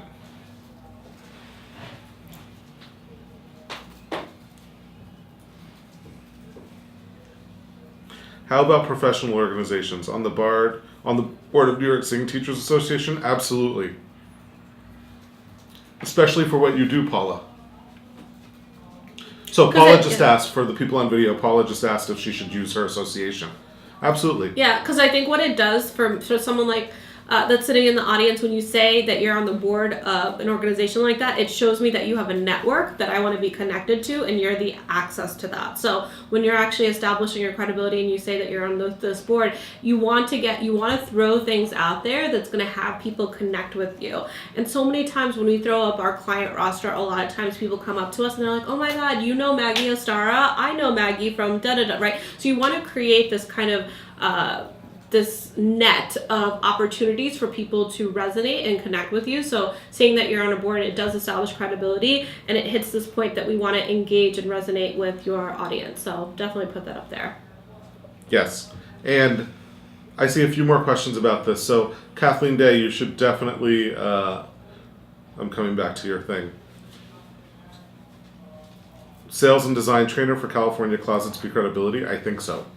Especially given you're a professional organizer. Diana Ross, I think, is a lot of credibility. It shows like the big wigs are hiring you and want, I mean, I would use that. Someone just said, yeah. Paula Zong's also on the national board of the American Guild of Musical Arts. Absolutely, you should, hello? Yes, you should use these things. These are huge things that add credibility. And you might only use them. Guys, here's the test on this, okay? Just to put a button on this. In my first life, I was a journalist and I worked in peace relations in the Israeli and Palestinian conflict. That's what I did. You don't see that in any of our marketing materials because it has nothing to do with our current business. It offers me a lot of credibility that I got to sit down and negotiate and actually be with the leaders of that region. And I did a lot of work. I was on television, I was on the radio, I was frequently featured in newspapers. I did a lot of work in that domain. I have a lot of credibility there. But you don't see it in our marketing materials, and most of you probably didn't even know it because it's not related to this business. If it were related to this business, like producing events for Muhammad Yunus and Richard Branson, you'd see them in our marketing materials. Yeah. Make sense? I saw a question from Gina about getting permission. So here's what we recommend is that if you see, if you put up a logo, like say, or you say something like, you know, I work with MTV, or I did work for Richard Branson, Muhammad Yunus, right? It may take something to get their permission. So if it is true and that you did do that work, I just put up a logo or I mentioned the name. If it is a quote, right, or I'm showing any work of an event that we did and a picture of an event, then you have to get permission. So any of the pictures that we may show of our clients and their events, any results that we share about our clients, we get permission. So we share a lot about Michelle Sism. We got permission to share her results from her event. There was an event that we did for Ree Perez. We got permission from Ree to show pictures of his event. We use quotes. We have quotes from Mariposa to Suzanne Evans. We got permission to use a quote. So when you're showcasing client work or you're using a testimonial, you want to get permission beforehand. And that may be a good assignment for some of you, is that you need to go and get testimonials just the way that I showed Pia. Some of you may have to write them in advance so that it's easier for them to approve or not. But there's different laws. I think for a publicly traded company, I don't know if MTV is publicly traded. If it is, I think you're free to use it. If it's not, you might have to get their permission. So there's different laws. Like Diana Ross might actually be trademarked. I bet it is. So you just have to find out. I think for publicly traded companies, you don't have to get their permission, but if they're privately held, you do. But this is a good question for your attorney. Okay? Okay, cool. Want to move to the next part? Well, I think it's 12:30. I think we should take a break? Well, a break to also order lunch because we're going to work through lunch. Oh yeah, Right? eating. Yeah, eating is important. We're gonna So- eat Tony Crabtree. We're gonna Yeah. eat. So I think we should take a break so that they can order food or grab lunch and then come back and we're going to move into the second part of a signature talk. So how long do you want to give them? 15 minutes? All right, let's do it. So 15-minute break, go get lunch or order lunch. Yeah. Well, if you're somewhere where you have to order lunch, this is your time to order lunch. We will take a longer lunch break in about an hour or so, or about 45 minutes after the next segment. So let's do 15 minutes to order lunch. Okay. If you want to grab a snack, if you need to go to the bathroom, whatever you need to do. You don't have to log off. In fact, I recommend not logging off.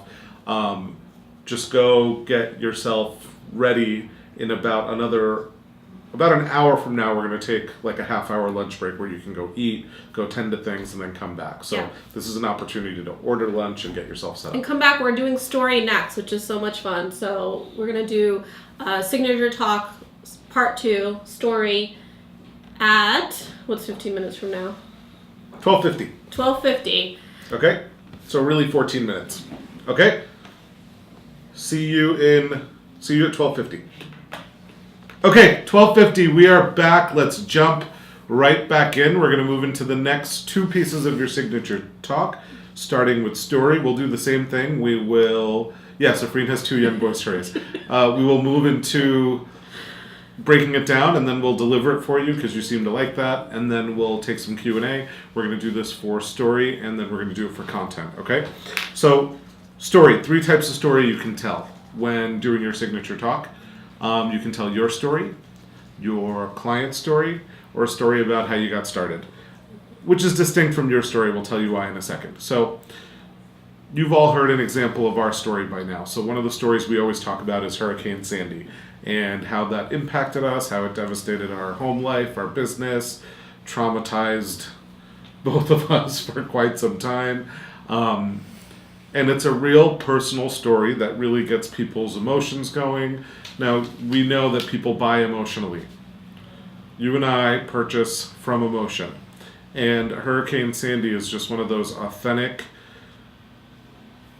triumph over tragedy, hero's journey stories that happen to us that we tell, and it connects people to us, it connects us to them. People love this story, so we use it. Now, if you're around us a lot or come to our New York events, you'll notice we've been starting to use it less and less, just because we don't want to get stale with it. You know, we'll probably bring it back in 6 months or a year or something like that, but it is a great story, and I will use it as much as I can. Anything you want to say about it? You're doing great. Thanks. An example of a client story for us is Ree Perez. We mentioned him earlier, but Ree's a former great client of ours. He has a company called Branding with the People, and really Red Elephant started alongside Branding with the People. When Afreen was starting Red Elephant, while I was still at my corporate job, leading some of your programs, Ree also started Branding for the People, and I think we were each other's first clients. Yes. We thought we were going to be wedding planners. We thought we were doing this one business event to really move our wedding planning business along. And we had one of those aha moments where it was like, holy crap, we just made $45,000 being with people for 8 hours and booked us for 10 events. His next 10 events were all booked with us. No weddings were booking us for their next wedding. A little light bulb went off and said, maybe this is the business we should be in, because trying to find new brides all the time sucked. And brides weren't that much fun either. Neither were their moms or the groom's moms. However, Ree didn't really care what color the flowers were. And, well, Ree cared, but we could tell business owners weren't going to really care what color the flowers were. They weren't really going to care that much about the DJ, and they weren't good. You get the point. It was renewable. We charged more for it. It was more profitable and much easier to execute at a much higher price point. So we had a little light bulb moment where we were like, okay, this is the business we should be in. So that's an example of a client story weaved in with our own story where the client made a lot of money, had a lot of success. You've also heard us tell Michelle Sism's story, how she did live events for several years, never crossed the six-figure mark at a live event, but then once she started working with us, she crossed the six-figure mark. There's other client stories we could tell, but that's an example of the client story. Then there's the story of how we got started. We started as wedding planners.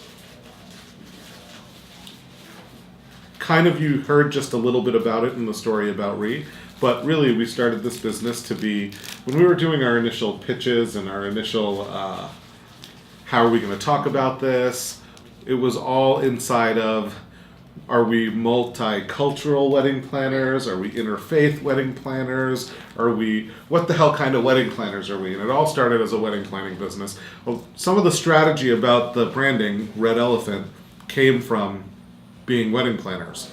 And then it just had so much market credibility that we weren't going to change it. Make sense? These are 3 different types of stories.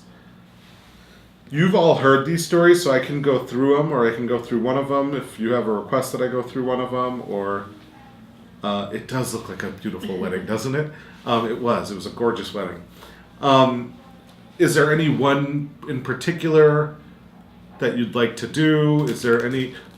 Okay, Gary, that's a good question. Gary's asking, how do you choose which one to do? I kind of choose it based on the audience that I think is going to be there. So at Be the Change, I knew I was going to tell the Hurricane Sandy story. It's just maximum impact for the room. More people in the room would be able to connect to the story about Hurricane Sandy than anywhere else. If I'm doing a breakout at Ree Perez's event, I'd tell the client story. I'd tell the story about Ree, or at a segment of the industry where everybody knows Ree, I'd tell the Ree Perez story possibly. If I'm at an event where it's a brand new audience and I don't really know who's in the room, say it's like a Chamber of Commerce or a BNI, I might talk about starting as wedding planners in our current business model. If I'm at an event, we did a sponsorship last year for one of our clients, Susan Liddy, and most of who she attracts is startups, like brand new businesses, people who are just getting into the game, transitioning out of their jobs or the corporate space. I would do the wedding planning business there because it's all women. So I might talk about, hey, we started as wedding planners. And even though we had left corporate to become wedding planners, then we left wedding planning to become business event planners because they'd resonate with that. They'd be able to relate to it because they're all in a space of transition. So it really depends on who the market is and knowing your market before you do the share. And I might do 2 inside of one talk. Like before the pitch, I might use a different story. Okay, any one of these in particular you'd like me to go through? Because if you don't want me to go through it, I don't need to.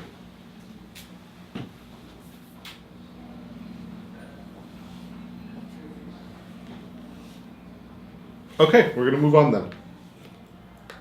Unless you have any questions. Let's actually just do that. Let's go to debriefing this section in Q&A. Okay, Debbie, we got it. You're leaving for an hour. See you in an hour. Someone just unmuted themselves because they have a question. Who is that? Or just kidding, nobody did.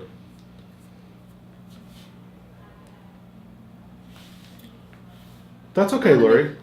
Lori's question is, does your story have to result in a triumph? You want me to answer Yeah, that? Okay. I've been talking. No, I think the intention of the story, you may want to write this down, is to emotionally connect with somebody. So the way that we craft our stories, Iman said earlier, to look at the different audiences that you're going to speak to and see what's going to really fit. But the other part of that too is looking at what do you want to leave them with at the end of your story. So sometimes people are left with triumph, but that may not be what you want to have people left with. So if we go back to our stories and I look through the lens of what I want people to be left with, inside of the Hurricane Sandy story, when we share that, we have a specific intention that people are left with our commitment and that we took a stand for ourselves. So that when you resonate with us, people know that we're committed business owners and that we take a stand for ourselves and that we do that for our clients. So that's the theme and how we leave people in the Hurricane Sandy story.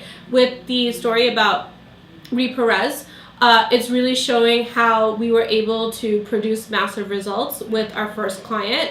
And it's about sharing breakthroughs, right? And that we're in the business of creating breakthrough results with our clients. The last story of, what's the last story again? I just lost my train of thought. Wedding planners. Wedding planners, yeah. The story about how we got started is really just kind of answering the question, what I want to leave people with in that story is some people just wonder, where did event planning come from? You know, it's like there's so many things that you can do. They don't understand what happened previous to us doing this business with Red Elephant. So the how we got started story, it leaves us taking them on a journey with us. So we want to take them on a journey of how we first got started, who was our first client, and how do we transition into working with Red Elephant in terms of entrepreneurs and things like that. So we share the journey of Red Elephant. So you can see in the journey story of how we got started, there's no real triumph. It just kind of tells people, and you know what we get a lot after we do that talk about how our journey is, people come up to us and they say, you know, they say different things. They're like, oh, you know, who they talk about weddings, or they talk about, you know, I had this moment when you shared in your journey story about being a mom, because that's part of the story. And I was thinking that maybe we should do that one story so they can hear it after we take questions. Which one? The journey story. I'm just doing one to walk through. Okay, you can. Yeah. So just to answer Lori's question, absolutely. If you have a story about a failed business and how that motivated you to develop your system, it would be awesome to leave people with the message that it's okay to fail. And it gives you a way to do better and find a way to do better. That's perfect.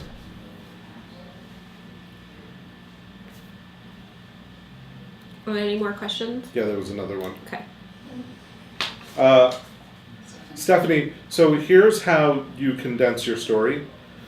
There's several ways to do it. I think for just where you are right now, I would tell your whole story. I would grab someone else in the program and tell them your whole story.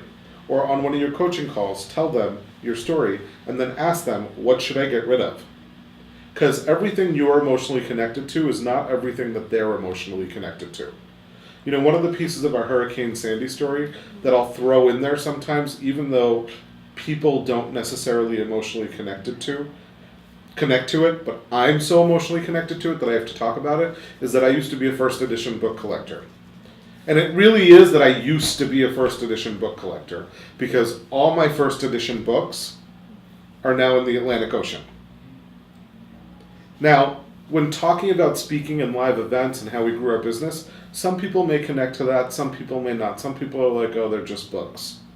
But for anyone who understands and appreciates books, they know what it's like to lose a first edition To Kill a Mockingbird. They know what it's like to lose a first edition The Prophet. Right? So, but it's a piece of my story that I'm deeply connected to that others may or may not deeply connect to. And I've said it in several audiences where it just went flat. People were like, all right, well, that's nice, you lost some books. But everybody connects to Afreen's wedding dress got destroyed. Everybody connects to that our parents, when they first immigrated here, had hundreds of letters from their family and their parents that were in our crawl space that we were going to turn into a book one day. Those are gone. Right? So it really is about what the audience connects to, not what is emotionally charged for you.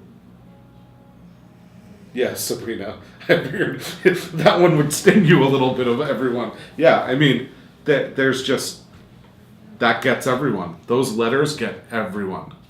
First edition books gets a lot of people, but not always everyone. So back to your question, Stephanie, take out what's really about you, leave in what's about your audience. But why don't you do your story? Sure. Well, was there any other questions? I want to make sure. Okay. So, and you can chime in too, because what? Colin, story. All right, you can chime in too, because we usually do this together. I don't need this right now.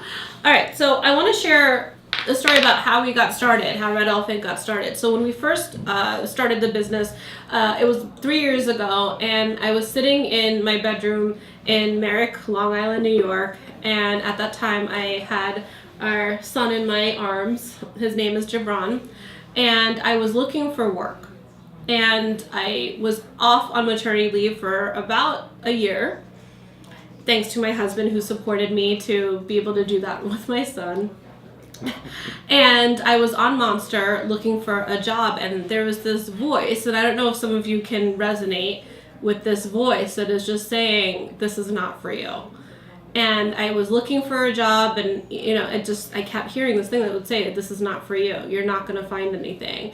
And that voice was really inside of this bigger vision that I had. A dream of mine was to start my own business. I'd gone to business school, and I thought that someday when I'm older and richer and more successful, I would launch my own business. And with my son in my arms, I had this light bulb aha moment where I needed to go for it right now. I needed to take that leap and take that risk to start my own business. And when I got this sudden emotional urge, and as some of you are moms or some of you that are entrepreneurs, you can relate to that moment where you decided that you were going to take the leap and start your own business. You take action right in that moment. And the first thing I did was call Iman, and I told him that I wanted to start this business. And this was not good news for me. You should understand. Before Efreen went on maternity leave, she made more money than me. She made significantly more money than me. So we had already actually moved in with my in-laws to make spending the first year of Gibran's life with him work, because I didn't make enough money to bear the new child expenses, the child delivery expenses, the diapers, the food, the rent. So we moved in with my in-laws so she could spend a year at home with Gibran. And I'm like ready for her to go back to work and make money. So I can have more than 2 pairs of jeans again. But Yeah. go ahead. So I told him I wanted to do this, and he, even though with all these fears and concerns, Iman supported me, but he gave me a condition. He said, that's great, go do you, go follow your dreams, but you need to bring in this amount of money every month, just like you would do in a regular job. So I said, awesome, I'm going to agree to that. And he's like, what are you going to do? And I had a couple of ideas in my mind, but the thing that I heard was being a wedding planner. We had a lot of friends that came up to us, and it was just, again, another voice in my head of people saying, you should be a wedding planner, because we planned our own wedding. We had over 720 people at our own wedding about 7 years ago, and it was a 3-day affair, and each affair had over 300 people, with culminating with our wedding, which was 720 people, and we did it in our sleep. It was a breeze to do. We loved events. We loved being with people. And I really thought that I could take on being a wedding planner as a business, because I was doing it as a hobby. And I thought it could be really easy to transition into paying clients, because I was so masterful at it and I loved doing it. So that very day I went out and had an intention that I was going to get a client, and didn't know where it was going to come from, but I happened to that day, right, set the intention and came home with a client, right. I had an acupuncture treatment, and in the middle of my treatment, the woman who was giving me acupuncture was complaining about her daughter getting married and needing support. And I said, well, you can hire me, I'm a wedding planner. I said my price, and she booked me on the spot. I thought that was a sign, but that's how Red Elephant got born, was inside of this commitment and this leap of faith to start my own business. And so soon after we had that first client, we had Ree Perez approach us in Branding for the People, and we shared with you earlier a little bit about Ree Perez, but at that time he wanted to work with us to launch his first business event, and we did that. We were able to host his first event where he tripled his investment from doing an event, and for him that was a big deal. He was able to not just be seen as somebody that talks about branding, but he was positioned as an expert in the room, and he booked us for 3 more events on the spot. No, I thought it was 10. Oh, was it 10? I think so. Okay, he booked us for 10 more events on the spot. And for Iman and I, that was an aha moment, that we realized that this is renewable income, that this is the playground that we wanted to play in, is working with entrepreneurs because they had a big vision. They wanted to make an impact and they were making a ton of money doing events. So that led us into working with and partnering with entrepreneurs only. So we phased out the wedding business and we committed to working with entrepreneurs. And now our passion is to help entrepreneurs conquer the stage and make big money doing just that. Okay, so let's stop there. What questions do you have? Well, I want to ask one thing first Yeah. before we do questions. I just want to say from you, right, the purpose of the story is about connecting with the story. And I want to just hear from you in the chat room, you know, is there something that you connect, and I wasn't reading if you were posting in there, but if there's something that you heard inside of the story, either from what Iman said or what I said that you connected, like you connected about the mom part, or you connected about that leap of faith, or the voice in your head, or, you know, what was it that you heard in the story that may have connected with you? All right, so Crystal, it was the voice. Guys, feel free to unmute and jump in too.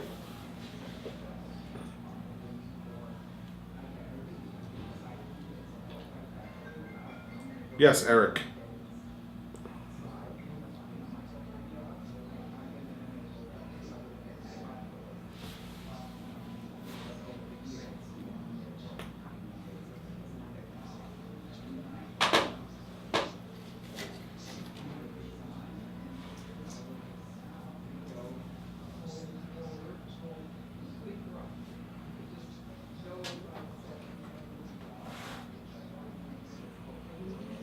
Yeah.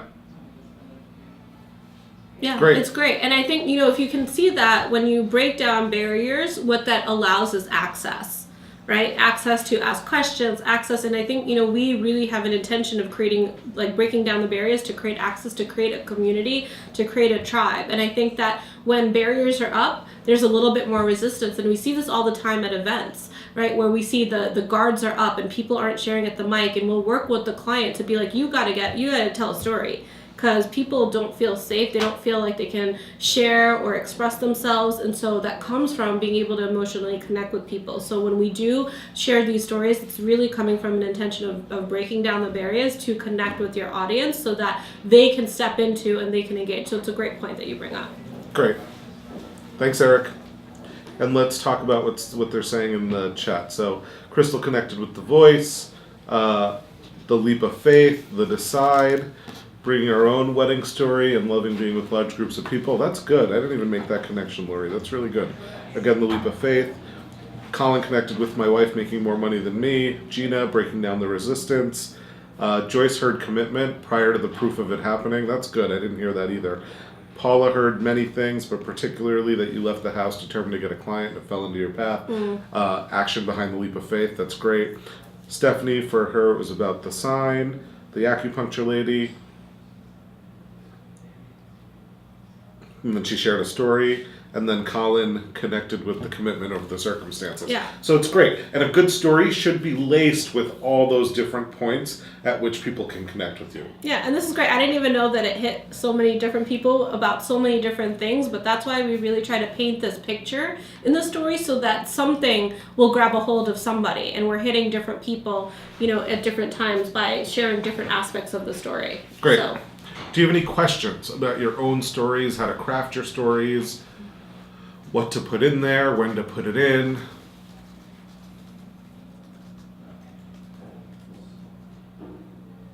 Okay, Stephanie, I'll come to you first. I'm going to unmute you on my side. Yes, what is you got to unmute yourself on your side and then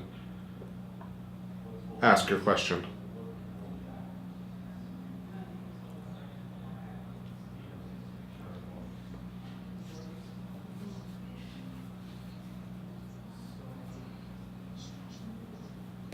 Mm-hmm.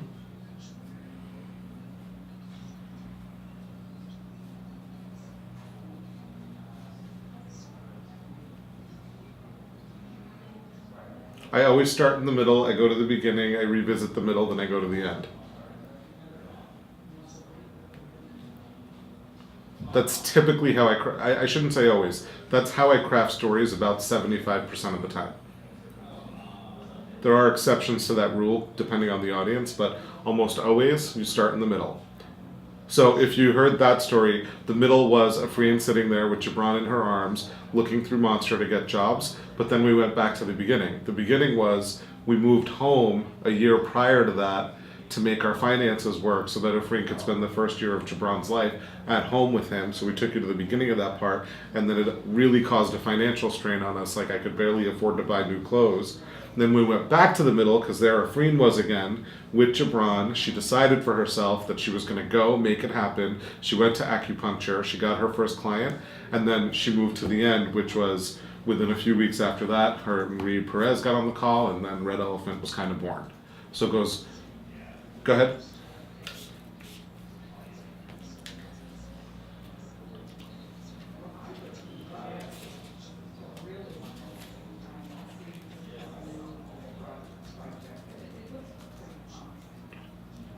Yeah, that I mean, correct. I understand your terms, but just to simplify it for anyone who didn't catch it, really the middle, the beginning, the middle, and then the end. And where the stories should peak or climax, in Stephanie's words, is in those middle sections. It's a great Yeah. question, though. And then I just want you to know too, Stephanie, this is for everybody, is that when we first did it, I had a lot more in that story, and what Iman gave coaching earlier is like try this out with a couple of people and ask people what they thought and what was too much and what was too, so this is now the edited version, right? There were other pieces in it that were important to me, but I took it out because it lost people. So, you know, it's very deliberate, the pieces that I did share with you in the story, but that took a couple of It's like, yeah. by a couple, she means like maybe 10. This is like many iterations of the story later.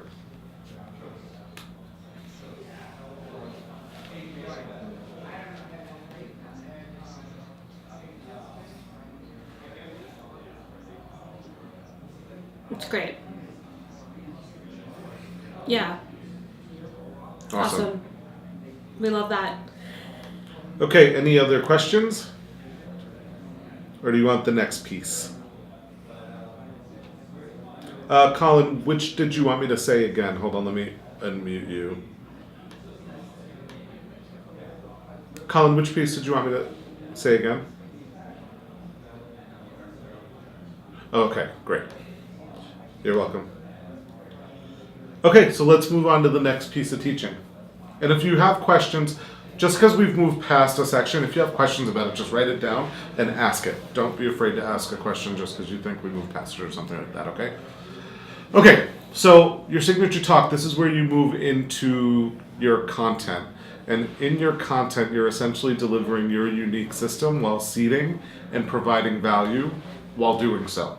So in this signature talk, our signature talk is called How to Connect, Convert, and Cash In from the Stage.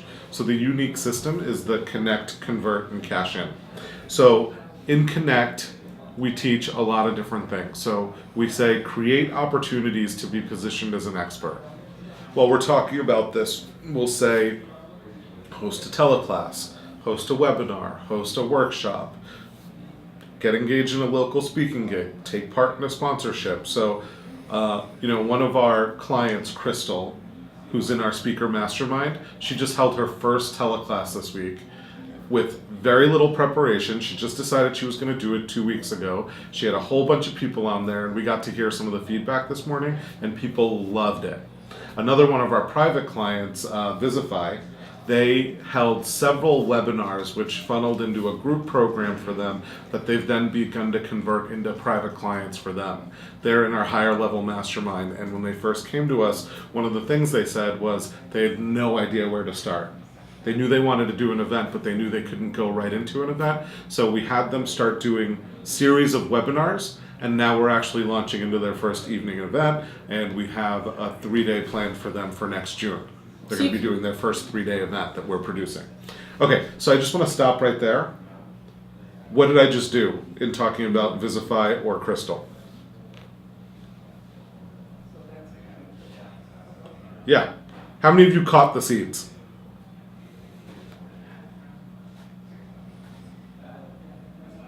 Okay, good. What were you going to say? I cut you off. No, I was just going to add, well, we'll do it later. I think I just was going to do this fully, like as if we were presenting it Do you know what I mean? Okay. Yeah. Great. You can do that. Let's keep going. Okay. Yeah. So, another really important piece of connecting with an audience is don't worry about being a great speaker. Don't worry about having a great talk yet. You've got to go for it. How you get great is by going into practice, by actually doing it. Once you can actually get on stage and start speaking, you can do it. You're never going to actually discover what it is until you get on stage and do it. And again, this is one of the things we do at our first intensive for our group program. We put everyone on the stage, or we put I think at this one we put like 5 people on the stage, and we made them go for it, even though they didn't have it worked out. Sabrina Cohen was someone who I think we called on her second. Yeah. And she has a great business. She's really an expert with words. She helps people with their marketing copy and a million other things. But she was one of the first people to go, and she just did not want to go. She was like, I do not want to be called on. Please do not call on me. But then she got up there on the stage, and she took the coaching, and she nailed it. And I think everybody stood up and gave her a huge standing ovation when she did that. So the point here is you've got to be able to go for it. And I'll add too that inside of going for it, when Sabrina went for it, when Visify did their webinars and teleclasses and events, and when our other client Crystal did her webinar, what it did by being able to be on stages, it positioned them as the expert. Mm-hmm. Sabrina is known as the expert in copy and messaging. Visify is known as the expert in digital strategy. And Crystal is known as the expert in beauty. And it allows you, when you're an expert, it allows you to connect with your audience and your ideal clients. Absolutely. Some tips for connecting. Always have your next speaking gig scheduled. If you're on stage somewhere today, that should already be a done deal. You should already be planning for your next speaking gig. Be consistent. So if people see you once at a speaking gig next month and then they don't hear from you for a year, you got to get that ball rolling again next year. If they see you this month, then they see you in another month, then they see you 3 months from now, then they see you 2 months from then they see you 2 months from then, they're going to be like, holy crap, that guy's everywhere, or that woman is everywhere. And everyone's inviting them onto her stages. It builds a credibility. It lets people know that you're in business and you mean business. Finally, focus on building your tribe and being positioned as an expert, not selling. The more you develop your tribe, the more people think you're an expert, the sales just come. Said another way, really develop who you are in your market. And the more you work on who you are in your market and how people are perceiving you, the more naturally the sales will come in. There was a moment that we had with one of our private clients, Michelle Sism, at her 3-day event, and we coached her behind the stage on day 1 of her event, where we said, listen, we know that you're going to be selling a high ticket offer, but right now all we want you to focus on is being positioned as an expert. So just pretend that everybody in the room is already your client and they are just listening in to being in your mastermind, and your focus is just about being the coach, being somebody that's leading the mastermind. The way that she connected with people coming from that mindset completely altered the event. People noticed a shift. People were getting to the mic, and she was just completely free up on stage without this concern. And what ended up happening from her first event with us is she closed multiple 6 figures from the stage, where previously she was not able to cross the 6-figure mark from the 3-day event. Now, how many of you would like to make a year's worth of income, multiple 6 figures, from selling from the stage in just 3 days or less? Nate says he'd be cool with 4 figures. Exactly. Well, you're in the right room. Awesome. Okay, the next step is converting. So, what do we mean when we say convert? So, we want you to take your potential idea for a talk and convert it into something that will impact people. What are you going to leave your listeners with? You've got to start dealing with what is their experience going to be of you. Great content will leave them with great content. but what's the experience you want them to have while they're getting that great content? What are the elements you want to cover? And some really big tips. Well, the biggest tip we could give you is a great talk is not about you. It's about what you make possible for the listener. So I just want to say this one other thing about convert. We don't mean convert them into paying clients. We literally mean you just spent all this time connecting with people, and the people are now connected to you. Now you want to convert them into loyal fans. Fans buy. People miss this step so often. People think, okay, I've connected with you, now you should want to purchase from me. They miss this middle step called converting someone I've connected with into a fan. And the minute they convert them into a fan, that's when they can really authentically start to cash in. How many of you follow someone in the industry, someone in your industry? Whether it's a coach, it's a marketer, it's a thought leader, but you follow someone in your industry. Right, a lot of us, right? And if you think back to your length of following this person, maybe you've bought from them, maybe you haven't, but I promise none of you purchased before you became a fan of what they were saying, or their personality, or their content. You became a fan before you purchased. So don't miss this piece. When we say convert, we literally mean convert them into a fan. Anything for you? No. Doesn't have to be. Okay, good. So that's connect and that's convert. A little later today, we're going to give you the keys to the kingdom, the piece that you all wanted to come here for, which is how to cash in. But for right now, we're going to stop and we're going to take any questions you might have or anything that you want further deepened about connect or convert.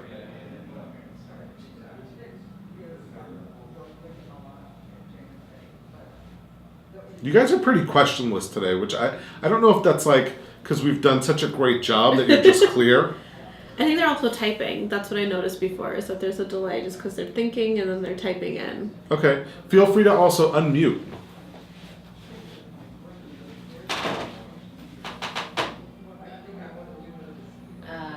Can you recap Connect? Her audio went out. Yeah, you want to go back to that slide? Sure. So connect, you got to create opportunities to be positioned as an expert. And we said, don't worry about being a great speaker, go for it. Have your next speaking gig always scheduled. Be consistent. Being inconsistent doesn't get you what being consistent gets you. If you do one speaking gig and then nobody hears from you for 6 months, it'll be a whole different business than if you do one speaking gig and then they see you again somewhere 2 months later and then they see you again 2 months after that. By the second or third time seeing you, they might be ready to buy from you. If they see you today and then they don't see you for another year, they still might not be ready to buy from you a year from now, even though they've seen you twice. So you got to be consistent. And the thing to focus on is on building your tribe and being positioned as an expert. Stop focusing on selling. People who focus on selling are the people who you think are salesy. Focus on providing value, focus on being positioned as an expert, and really cultivating a tribe. Then the sales will follow. Hi. Hi. Are you done? I was going to say something. I just want to make sure too, because I know, so sometimes when we're teaching this segment, we forget that what we're doing right now inside of Connect and Convert is demonstrating how to deliver your content. So this is great content and it's valuable for each of you, but we want to make sure inside of breaking it down, go to the slide before how you broke it down with unique system and, okay, yeah, there it is. So what we just did, what Iman demonstrated is the signature talk, the piece where you develop your unique system. Our unique system is connect, convert, and cash in. We only covered 2 segments in our unique system. So we gave you the option. A lot of you asked, if you're teaching something, it can be the 5 P's of live event profit, or I know Crystal's unique system is BEAUTY, right? So the way that we tell you to do your signature talk is to at least cover 2 pieces of your unique system up front. And when you're doing that, when you're teaching people, and you see the way that we did it is very simple. The way Iman broke down tips on how to connect, tips on how to convert. They were bite-sized pieces. It's not too complicated, right? It was easy to follow. It was being valuable, teaching something that maybe some of you did not know, right? So we're doing all that while also seating, working with us, right? So Iman did a demonstration of all those pieces. So I want to make sure that we're inside of that conversation Yeah, that and was that you good. have any questions. Well, I think I was even inside of Connect and Convert. I forgot that we were doing this piece. So sorry about that. But did you get all that? Or do you have any questions about Yeah. the 3 different aspects? Because I think this is when I was working with some of you in your Q&A. What's that? He said squirrel, so I was squirrel. A squirrel. When we did your Q&A, some of you had trouble with this inside of your talk, so I just want to make sure that any of you that are developing your signature talk or your test talk and you're working on the content, you understand what it should look like. And I think Iman did that in about 5 minutes or so, Less. right? Less than 5 minutes. And as questions are coming in, one note that you want to make is that, do you notice that Iman stopped after Connect and Convert? He only did 2 pieces because we say to hold the best piece for last. So we didn't get into cash in. Our talk is called How to Connect, Convert, and Cash In from the Stage. We did not give them cash in yet. We gave them 2 pieces of content that are going to be great, deliver value, and also seed. And the one thing that we didn't do in this, because we're demonstrating, is we didn't give out our handout. We usually give out our handout of the infographic, and we give them a worksheet as well. So I just wanted to mention those are 2 pieces that we leave behind to also leave them with value when we're doing this part of our talk. Yeah. So any questions come through? Or? Yeah. Julie, one question you have is, due to all the time zones, I find you need an answer for what's the best time to do a webinar. We chose 11 a.m. We know it hits people at 8 a.m. today, but it really depends on the length of the webinar. If you look at our 2-hour webinars that we do in between each of the intensives, we do that from 3 to 5. 3 to 5, you hit it at 3 o'clock on the East Coast, noon on the West Coast. We try to get people during the middle of the day if it's a weekday, or towards the end of the day.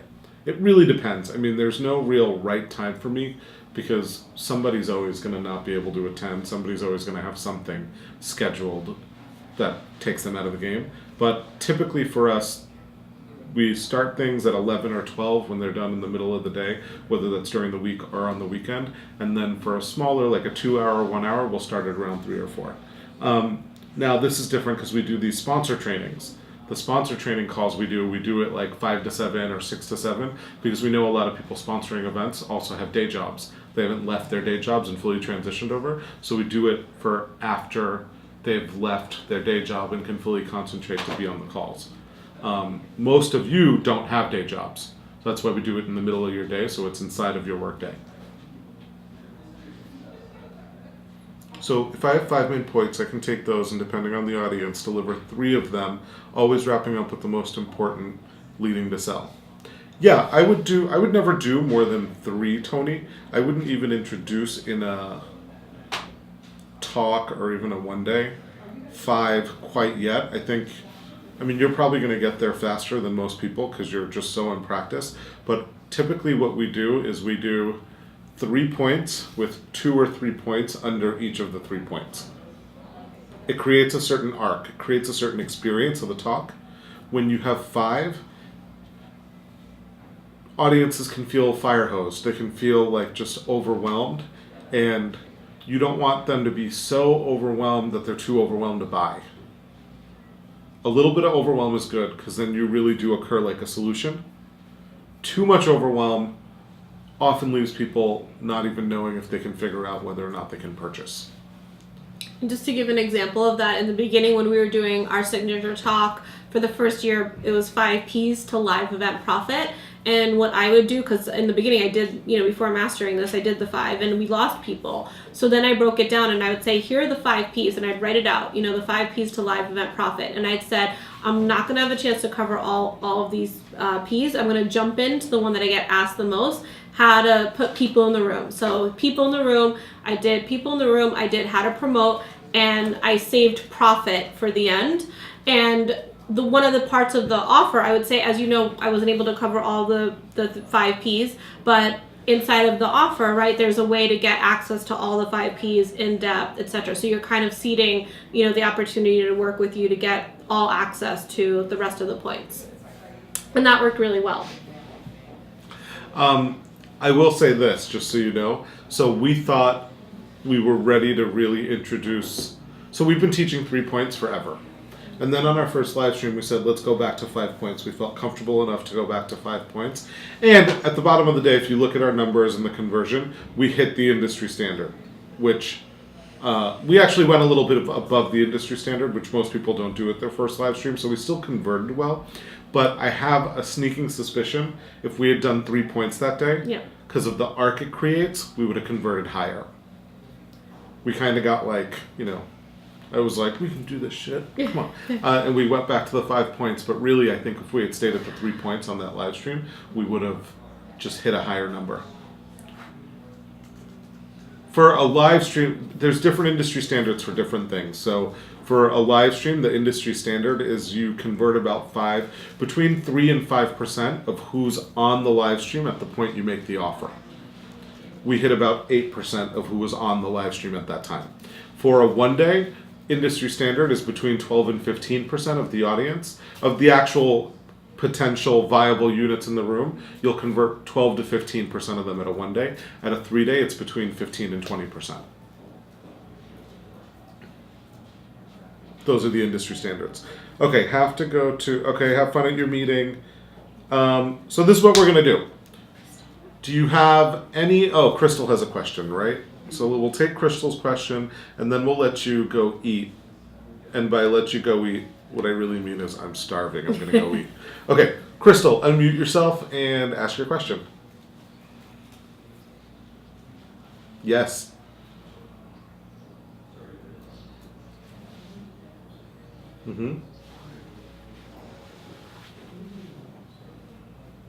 First of all...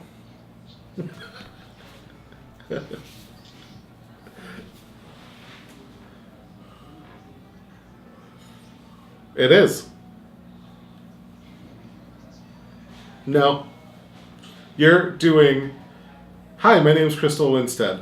Thanks for being here today. I want to talk to you about beauty. I have a 6-phase system called BEAUTY, and I only have 5 minutes with you today, so I'm going to talk about B. And here's everything you need to know about B. Be this, be that, be that, be that, be this, be this, be that. And I'm inviting you on to a complimentary webinar with me a week from today where I'm going to take you through all the other 5 points. So I can give you everything that I'm here committed to giving you. But unfortunately, like I said, I only have 5 minutes today, so we're going to give you the B. Want the other 5 pieces? Come join me on the webinar in a week. It's free. Okay? You're welcome. Any other questions, Andrea? That was it. Okay, so go eat lunch. Go, boom shakalaka. Go eat lunch. Go do whatever you got to do. You got a half-hour break. I'm lying. You have a 29-minute break. We're going to come back ready to go at 2:05, and we're going to get into the offer, which I know y'all want, so we can start making it rain. All right? So go eat, pee, do whatever you got to do. We'll see you at 2:05. Okay, did you have a nice lunch? Or whatever you did while we were apart for like 10 minutes or 20 minutes or however the hell long it was.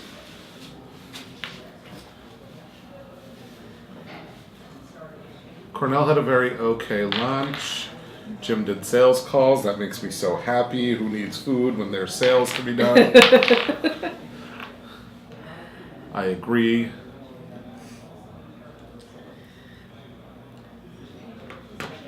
Eric wants more artwork.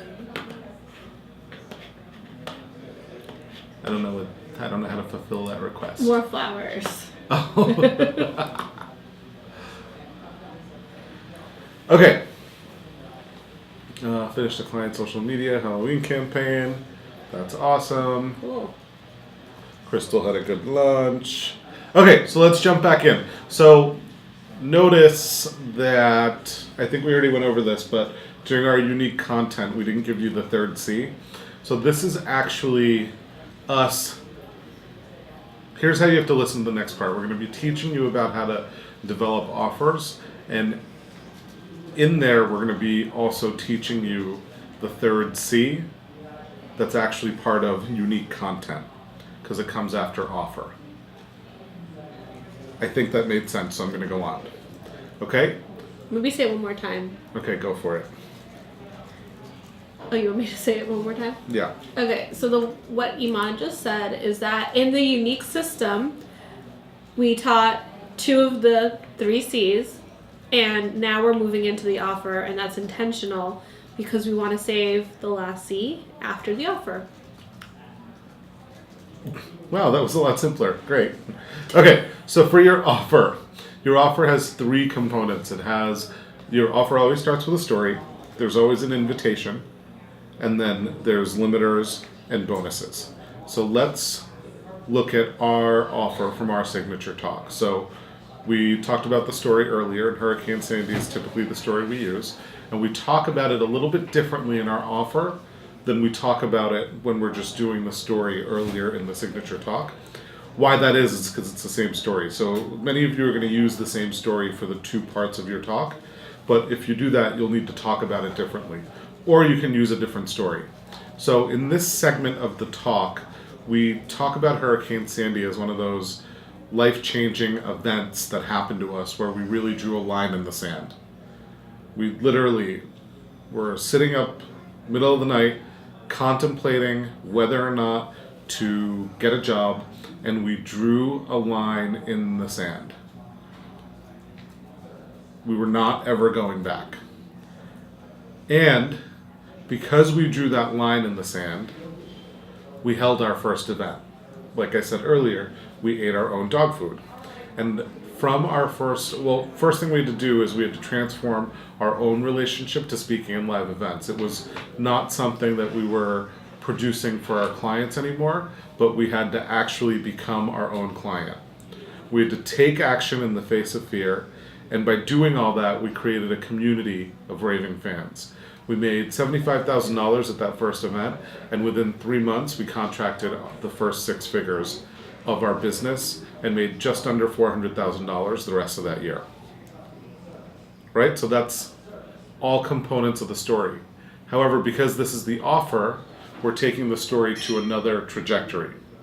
So as we're talking about speaking in live events, and as we did our own events and did our own speaking, we learned that some of the biggest pitfalls that people experience is they wait. They don't take action because whatever reason. They throw in the towel. They give up because they didn't get it right the first time, or they've tried a couple of times and they failed.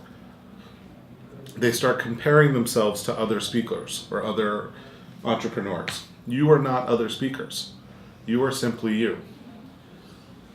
Then we say, what's your hurricane? You don't need a Hurricane Sandy to happen to you. You don't need to get into crisis and devastation to force you to go have this kind of a result. You just need to draw a line in the sand. And what's it going to be that has you draw that line in the sand? Because you actually have a say about how this all goes. And we want to take a minute and just have you imagine what that future would look like. What new opportunities would open up for you if you were able to make $75,000 in one event? How would you be known in your market? How would the people that you network with, connect with, day in, day out, the people that are really in your segment of your market, how would they begin to relate to you? Well, we want you to know that we're actually in this together. We didn't do it alone. And you certainly can't do it alone. Speakers are really part of an elite group of people. If you think about the number of entrepreneurs out there in the world right now who are doing information marketing, marketing online, coaching, or serving the related industries, a very, very small percentage of those people are actually speaking. They're an elite group, and you're here because you know your place is among those speakers and entrepreneurs who want to make an impact.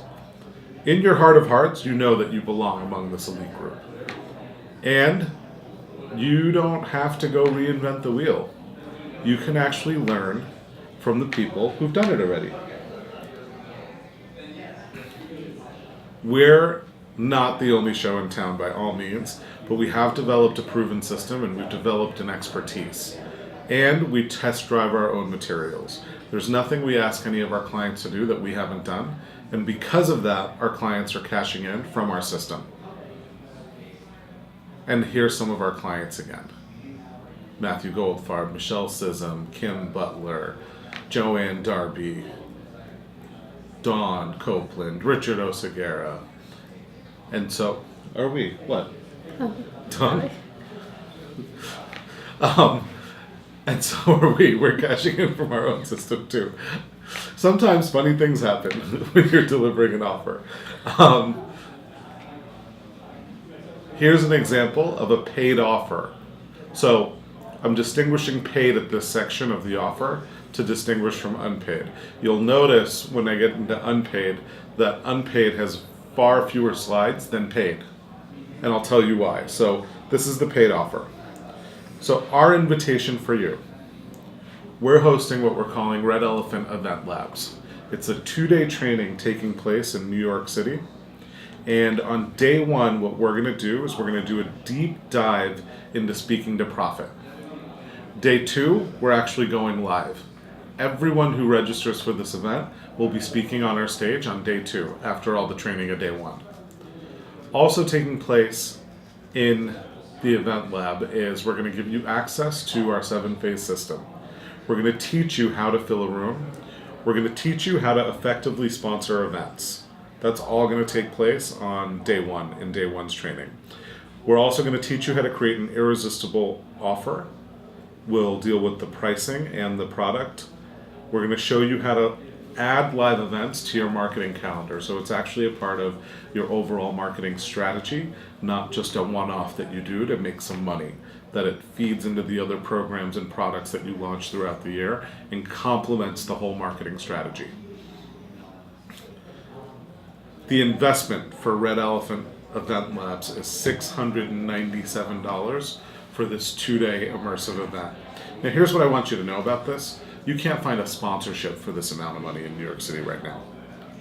You just can't. Most sponsorships for evening events in New York City cost about $1,000.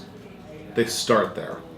This is a 2-day event. So day 1, we're giving you tons of great training, all the masterminding, all the tips, techniques that we've developed for how to do sponsorships, how to create offers, and everything else we just said. And then day 2, we're actually giving you the opportunity to go live and demonstrate what you know, cultivate leads, and start building your own tribe. And if you register today, on day 1, we're going to buy lunch. So some of you will get to have lunch with me and Afreen on day 1, where you get to continue the masterminding, and that's going to be for 5 of you. The same 5 of you are going to receive our home study.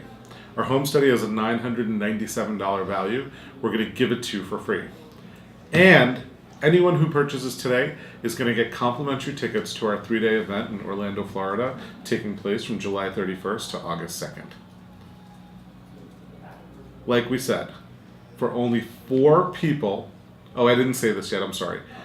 4 of you will have the opportunity to upgrade to be one of the main stage sponsors. So you'll get your own speaking time where you can do an unpaid offer, and that's for an additional $500. So if that's of interest to you, you should go see my team in the back of the room, take that registration card that we just handed out, fill it out with your name, address, telephone numbers, and walk right back to Angie or Tawny to register for this event. And if you're interested in those bonuses, those are really good bonuses. I'd go just get up and start walking now. Okay? Afreen and I are going to go to the back of the room and be available to answer any questions. We're going to take about 10 minutes to do this, and then we'll come back to our seats. Okay, so that was for a paid offer. For a free offer, we do awesome lunches, don't we, Eric? For a free offer, you're going to notice it's severely shorter and quicker than a paid offer. Because in a free offer, what you're doing is you're getting people to take fast action so you can collect their leads. I'm running to the back of the room now. Okay, so for a free offer, so you got to go back to, so hold on, I just want to take you correctly. So this was all the paid offer. So remember, in the offer, whether it's paid or free, this is really your starting point. We talked about how, imagine this. What new opportunities would open up for you? How would you be known in your market with an extra $75,000 in your business right now? And don't forget, we're in this together. Speakers are a part of an elite group, and you're here today because you know your place is among those speakers and you want to make an impact. Learn from the people who've done it. We're not the only show in town, but we do have an expertise and we do test drive our own method. Our clients are cashing in from it, and so should you. Here are some of the people cashing in from our method, because there's a lot of them. They're really, really just taking it by the horns and cashing in from our method. And, like we said, we test drive our own materials, and so are we. So now if you skip down, that's the ending point for the free, for any offer. And then you transition either into the paid or the free. So this time we're going to transition into the free. Okay, so from that ending point of we're cashing in to, here's our invitation for you. We're going to do what we're calling the Red Elephant Event Incubator. And for anyone who's in this breakout today that signs up for it, we're actually going to give you a video of our 6-figure offer from our 3-day event. We're going to give you a graphic that a lot of speakers in our masterminds and program use called Evolution of a Speaker, so that you can actually track and project and have a clear understanding of where you are in your speaking career. It's a graphic you can actually always go back to know that you're not crazy. Like sometimes you're getting ready for a speaking gig and you've done the speaking gig 3 times, but now it's to a different audience and you're like, why am I so anxious? Why am I so overwhelmed? This speaker graphic was actually pretty geniusly created to give you peace of mind along your speaker journey. Additionally, for the first 17 of you who register, we're going to do a one-on-one 30-minute call with you where we teach you how to create an irresistible offer, and we're going to give you our speaker checklist, which is just an invaluable resource that you can use before every time you speak in front of a group of people. Okay? So first 17 of you get these bonuses. Everybody gets the video. Everybody gets everything I promised. But right now what you should do if you know you want those bonuses, just start filling out that form, get up, get to the back of the room. Andrea and Tanya are back there. They'll number your forms, and for 17 of you, you get the call and you get the speaker checklist. But like I said, everybody gets the 6-figure video offer, and everybody, I see your comments, everybody gets whatever other thing I promised a minute ago, but I don't even remember. Okay, so I'm going to stop right there because that was a lot to give you in terms of the offer. And now what I'd like to do is actually go through it piece by piece. Who the hell keeps calling me? Quit it. I'd like to go through everything piece by piece and get your questions as we go through it so you can actually understand how and why we constructed each part of the offer. Make sense? Okay, anything you want to add, Ephraim? You've been awful quiet. No, I just enjoy seeing you do a compelling offer. Aw, you're so sweet. It just is natural, and that's why I was laughing before when you were naming all the clients. You're like singing them almost. It felt like I was? you're like Don Copeland, Richard O'Sierra. It was funny to me. Oh. I thought you were laughing at Dawn. I'm like, what did Dawn do to you? I was laughing at you. What was the question, Andrea? Is this for a, refresh my memory, is this for a 1-hour offer? This is for any offer. Now, if it's a 5-minute 1-hour offer, talk. this is for any talk. If it's a 5-minute talk, you can never do all that stuff we did in a paid offer, because in a 5-minute talk, you're not asking people for money. In a 20-minute talk, I wouldn't even really ask people for money. Mostly, you're going to ask people for money in a 45-minute talk or more. And that's 45 minutes to 1 hour to some people do 75-minute segments, some people do 90-minute segments, some people do half-day segments all the way up to a 1-day and a 3-day. We construct this offer the exact same way, whether it's an hour or a 3-day. The offer construction is always the same. And you're never going to be asking for money in less than a 45-minute talk. If it's less than 45 minutes, you really shouldn't be asking for money, because they're not warm enough to you yet to open their wallets. Who asked that question? That was from Paula. Great. This presentation's not yet available on the internet. It will be. It will be. Yeah, it will be. Okay. Yes, you need to build the fandom. That's I great. like that. Okay, so let's go earlier. So this was where I started the slide. So I started with the story. Remember, the offer has 3 parts. It has the story, the invitation, and then the limiters and the bonuses. So the story is the story you know. It's Hurricane Sandy, but it was a different spin on Hurricane Sandy. Earlier in the signature talk, you already heard me talk about Hurricane Sandy. This time I used it to describe a moment where we drew a line in the sand. This was no longer about the emotional trauma of losing the wedding dress or losing the letters. That emotional trauma is just naturally evoked the minute I bring up Hurricane Sandy again. But this is also emotional because it's one of those moments in our lives where you already have a clear picture of the tragedy we endured, and we're saying, no, fuck that. Here's a line in the sand. We're not just going to take Hurricane Sandy's shit laying down. We are drawing a line in the sand. This is going to go how we say it goes. Screw that boat and the flood and those garbage bags. And because we said that, this is still our story. We literally transformed our own relationship to speaking in live events. We became our own client, and we took action in the face of fear. That led us to be able to create a community of raving fans. That event took place, I think, 2 months after 3 months after Hurricane Sandy had hit all of New York. It was one of the first networking events that most people had been to after Hurricane Sandy. And there aren't very many people in New York that didn't get impacted by Hurricane Sandy.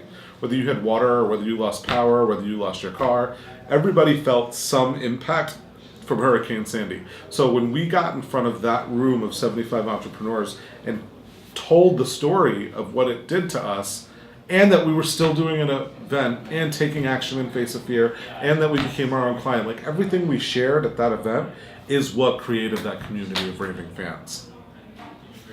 From there, we made 6 figures within 3 months. That's all a part of the story. And then just under $400,000 within that year.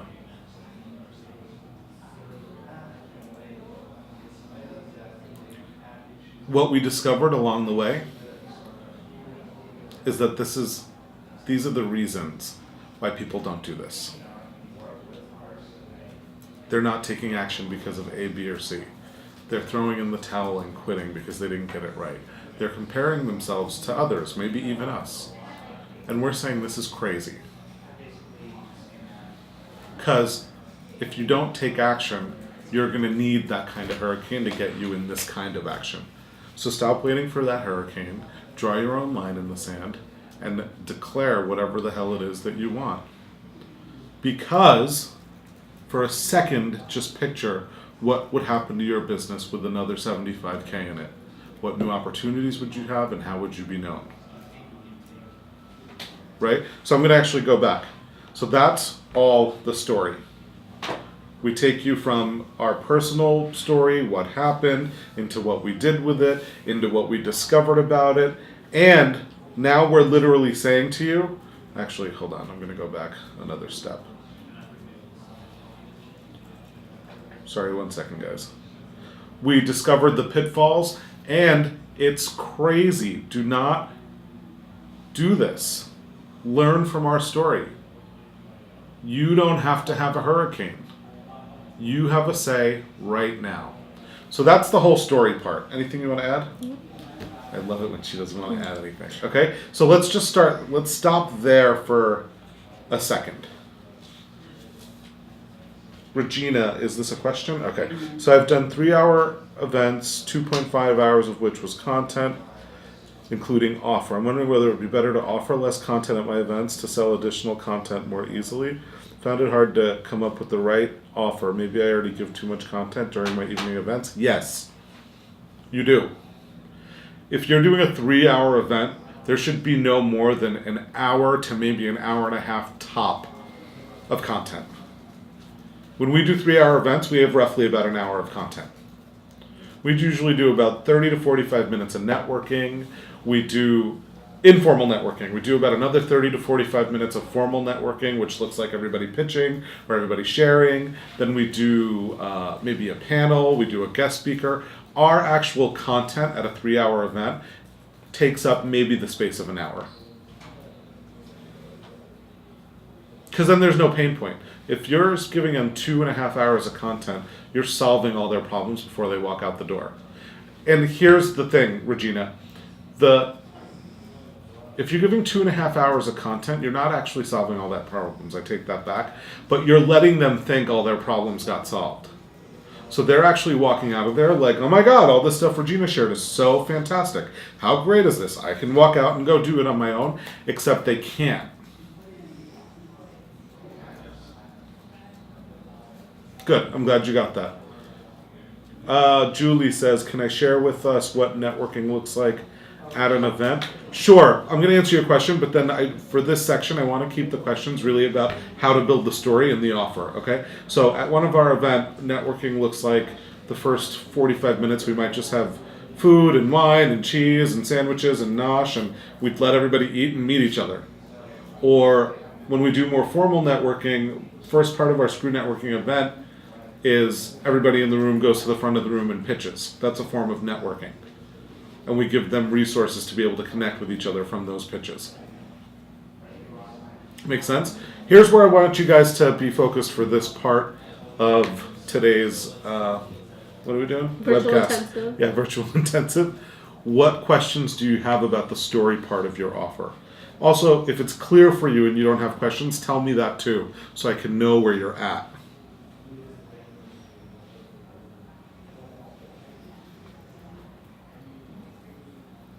Thank you, Crystal.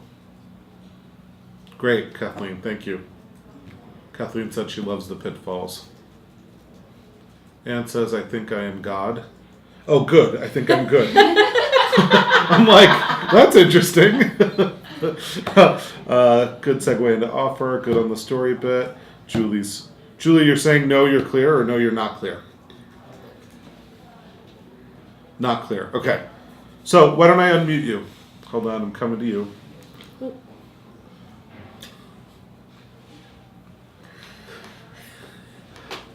Julie, can you hear me?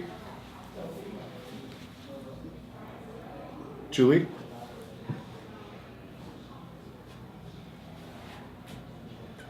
Julie, can you hear me? Julie, you might be muted on your side. Okay. Oh, I can hear you now. Hi. Okay, tell me tell me which piece you're not clear on.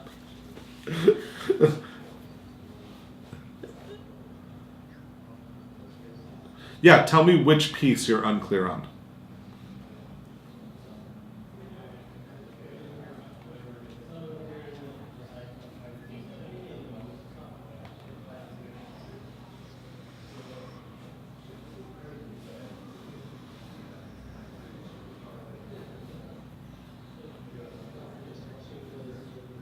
Okay. Okay, good. No, I don't think it's just you. It's never just you. Usually when someone speaks up, you're speaking for more than just you. And I'm sure if I asked everyone on the call right now how many of you are dealing a little bit with what Julie's dealing with, you'd get some feedback saying, yes, I'm dealing with that. You just happen to be at the microphone. So thank you for being brave enough to say, yes, I need to slow down a second.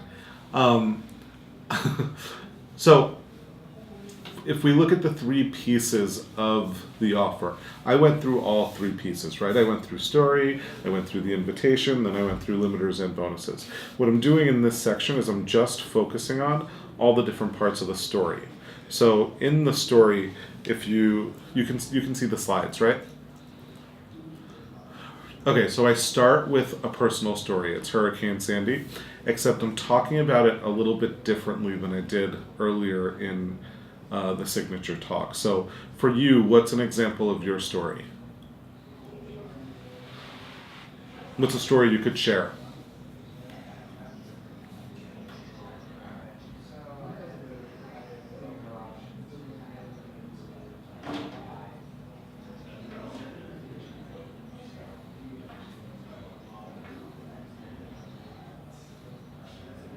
Okay. Great. Great. So now if you go to our first event slide, this demonstrates the triumph we had at the end of that story. So what's the triumph you had after you did whatever work you did to discover that you could be successful?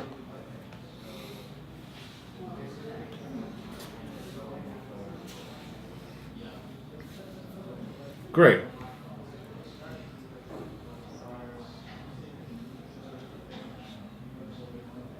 So that's a great triumph. That's a great triumph. So your discovery, so you were never supposed to be successful, then you learned what you learned, and here's the triumph. You own now several businesses, one of which makes over $1 million a year. Right? Now what are a few snippets you can teach about that? You don't have to do it in this call, but you want to say more than, now I have this one company that makes over $1 million a year, because that's great for you, but you want to teach something about that that's great for them.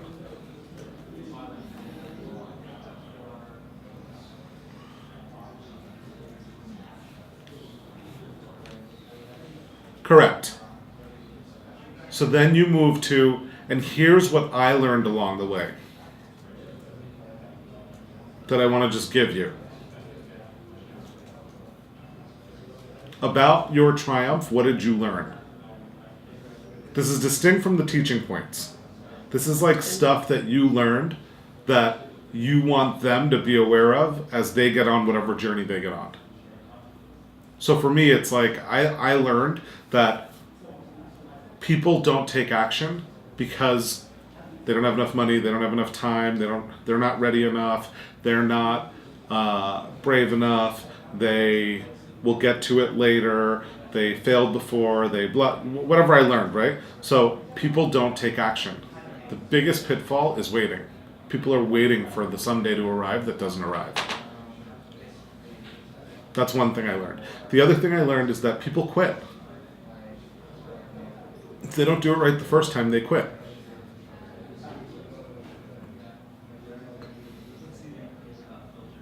Yeah, that's something I learned. Versus, no, you better get used to failing so you can succeed.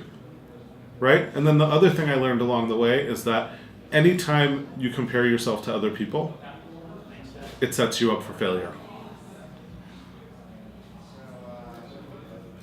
So those are my biggest takeaways that I want to give people. Now, having said all that, you don't need to wait. You don't need to quit. You don't need to do any of that stuff. You can actually draw a line for yourself in the sand right now and say how the rest of your business is going to go. So this is the piece where I'm turning the power over to them. I'm putting this in their hands. They're in the driver's seat. Okay, you with me still? So you can do that. You know how to do that, right? Okay. Great. Now that you're in the driver's seat, I want you to picture something. What would life be like for you if you had an extra $75,000? Sorry, I went too fast. If you had an extra $75,000 in your business, how would you get known? What new opportunities would you have? So now for you, Julie, this is a future that appeals to me. You might paint a future differently, but the imagine this section of this talk is all about now creating and getting them inside of their imagined future. So what's the future you'd create for your clients? What's a common future your clients want in their work with you? That's okay.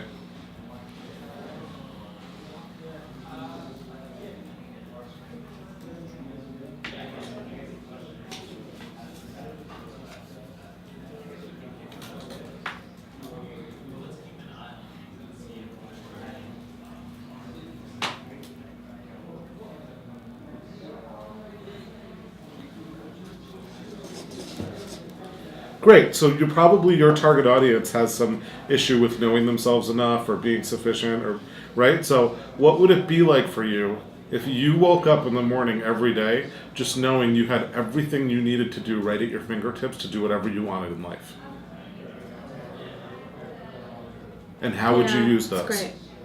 Right? So it's you really painting the picture of that future for them. Because why they can't is because they got all that other shit in their heads. So you've got to literally paint that picture of that future for them. And then once that vision is created, they'll likely go into fear or concern.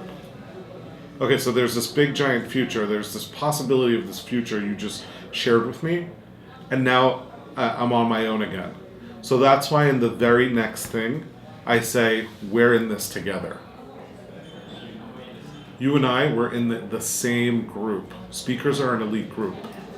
I might be there, but you're only in this room because you want to be there too, and you and I both know that's where you belong.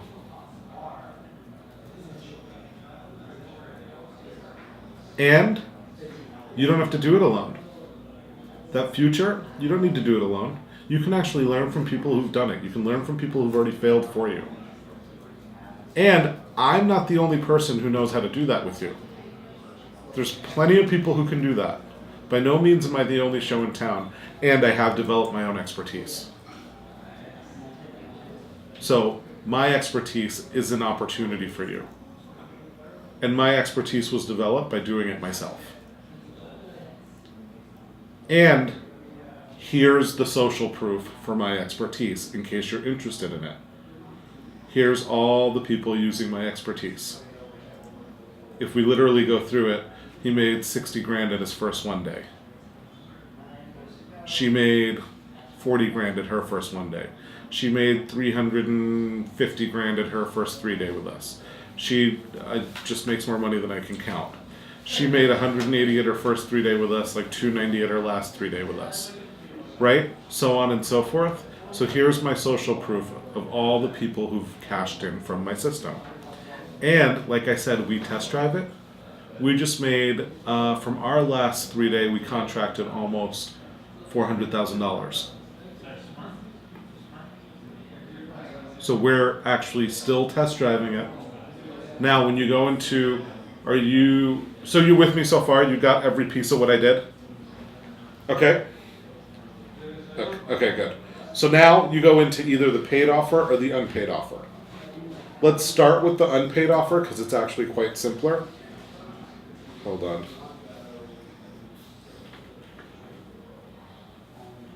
So let's start, say you're doing like anywhere from a 5 to a 30-minute talk, you would probably be doing a free offer, right? So in a free offer, right from where we just were, I'd go right into, now I have an invitation for you. This is actually the invitation portion of the offer. My invitation is called Red Elephant Event Incubator. It's a self-taught program in which you'll discover critical key factors for how to be successful with your own live events and at other people's live events. So first thing we're going to give you is we're going to give you a video. And on this video is my 6-figure offer from my 3-day event. Literally, you can break this offer down with the talk that you were just a part of for the last however many minutes and watch me do everything I just told you we can do. And you'll get this as a video. It'll be delivered to your email. That's just because you were here today. This is my gift to you. Second gift I'm going to give to you is an evolution of a speaker graphic. And this graphic's really important because this graphic is something that we developed over almost 18 months of studying our clients, ourselves, people doing sponsorships, to really be able to nail and distinguish all the different psychological and emotional phases one goes through while building their speaking career. And what it's done for people who we've shared it with, it gives them a sense of knowing they're in the right place, knowing that they can always elevate to the next level, and knowing that when they're experiencing some of that stuff that speakers often experience, that it's not something people before them haven't experienced, and that it's actually perfectly normal for them to be going through that. This graphic is invaluable.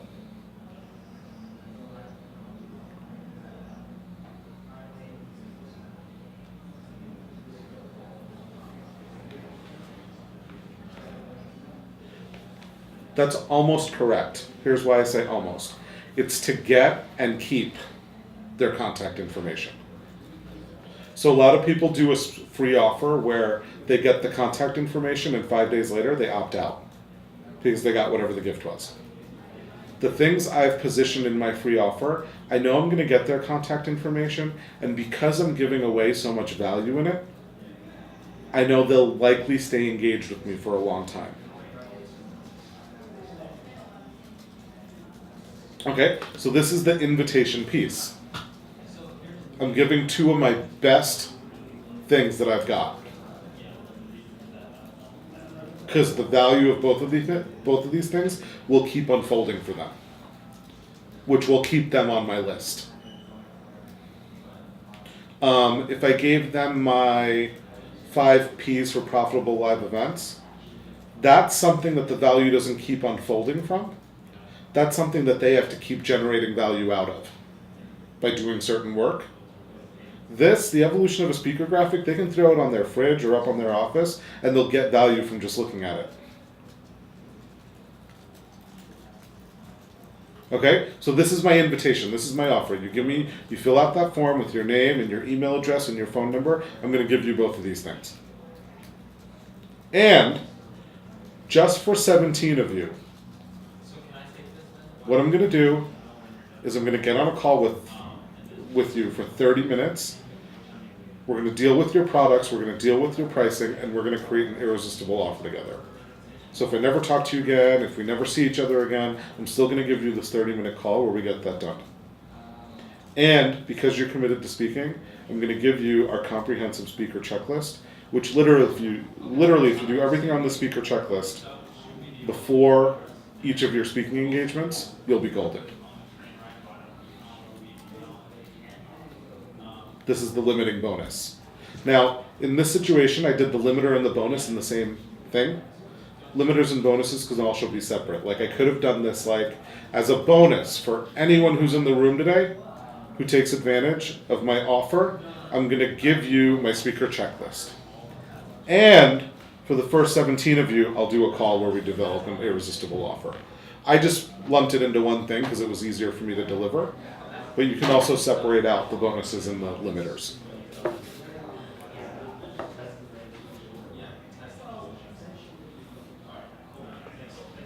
And you're getting a lot of feedback about having spoken up because I think a lot of people are getting value out of this.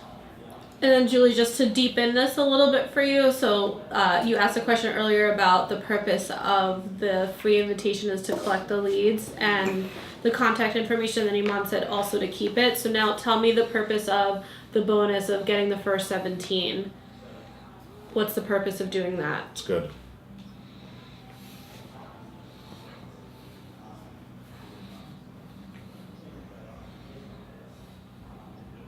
Yeah, but engage who though? How would we classify? Who are we engaging? Yeah, who are we engaging? You may not know. I'm curious. I'm like having you do the work. You're at the microphone, so this is good. So far, you're accurate in what you said, and it's just another piece that I want to hear you say. And if not, I can help you get there. But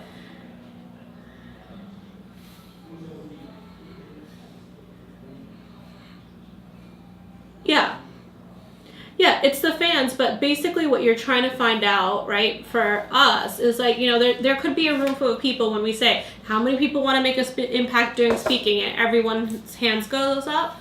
We know in a room full of 50 people, even if each and every person's hands go up, there's only going to be a small group of committed people where they're like, I'm ready to go right now. I want to take this and implement this right now. So the first 17 is the hot leads of the room. They're the ones that are like, I think earlier I saw something like this is where the fight breaks out. This is where people trip over people, right? And why we're saying first 17 is because we want to get the first 17 on our books, hot leads, to then nurture them, like you said, into something else. But it's not just to get the strategy calls. It's looking at who in the room are the warmest to working with you. So it's almost like they're raising their hands, being like, yeah. And now some of them are not, obviously they're not going to all convert. But out of 17 people, you want to convert between 15 and 20% of those 17 people, because they're the ones that are saying that, hey, look at me, I'm committed, I want the speaker checklist, I want to do a call with you, I want to get the tools and tips. So they're already a yes to wanting more, which tells us that it's a hot lead versus somebody else in the room.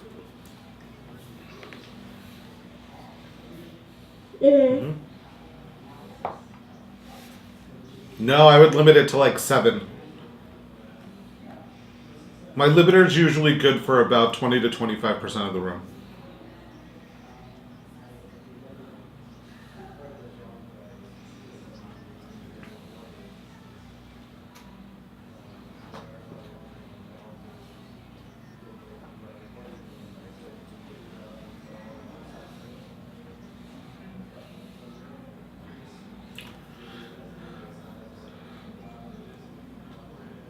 It depends. It depends. If 18 was there at the same time as 17 and 16 got there, like, so if, say, Andrea and Tanya are at the back, they're actually paying attention to who goes and how fast. If 18 moseys in like 10 minutes after 17, they're not getting the bonuses. If 18, 19, 20, and 21 were all there fighting and clawing over 17, 16, and 15, we'll give them all the bonuses. It also depends on the bonus. So, like, if I'm doing one of the bonuses we gave in Orlando was a credit towards event production, right? That's a very labor-intensive, time-consuming, costly bonus for my team. Like, it literally costs us what the value is to give that bonus. And we gave it to, I think, the first 7 people. But that's not something I can really stretch on. So if there's like 12 people back there, for me, just because of my bandwidth as our company, I can't stretch on that bonus. Does that make sense?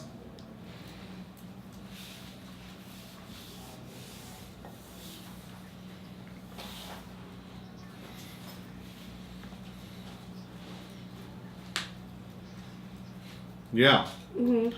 Yeah, and again, part of it, like where we are right now in our business, it's like we want to kind of create this exclusivity. So, what we train our team, sometimes we're like, okay, it's the first 17, but like Iman said, if it's 18 and 19 get there at the same time, that's fine, you can give them the bonuses. Now, if it's like 10 minutes later, the session's over, and then somebody comes up and they're like, hey, can I get one of those bonuses, and they're all gone, what we tell our team is we'll put something in place. So we could say, you know what, we'll extend the speaker checklist, but the first 17 calls are actually booked. What I can do for you, because Iman Afreen's calendar is booked, we can put you on a call with a team member to explore this, right? But see, that kind of creates like a you missed out on something kind of feeling, right? So there's and also kind of holding to the integrity of the honoring the people that were the first. That took action. Yeah. Right? So it's protecting that as well, right? So I think, this is where I think in the beginning, I would invite you on the Facebook forum to tag myself, Iman, Andrea, about, when you're going to do an offer and asking, because it's a little bit of creation and trial and error, right? We did a lot of trial and error about like our freebies and our bonuses and our limiters, right? So if you have a question, this is for everybody. You have a question about an upcoming talk and you're doing a limiter or a bonus or an offer. Again, it is trial and error, but you may want to run it by us so that we can guide you a little bit better. But these are great questions, Julie, because I think it's giving a lot of value for everybody. You're providing a lot of value. The other thing I would just say, Julie, just along the lines of what Afreen initially said about how the first 17 that get up are your hottest leads, they're the most committed. It's the same when you say no to the limiter. So say you say no to number 18 because you weren't able to gauge whether or not 18 was really there on time. If 18 throws a fit and now doesn't want to work with you, same thing, that's their level of commitment. As a client, they would do the same thing. It's good.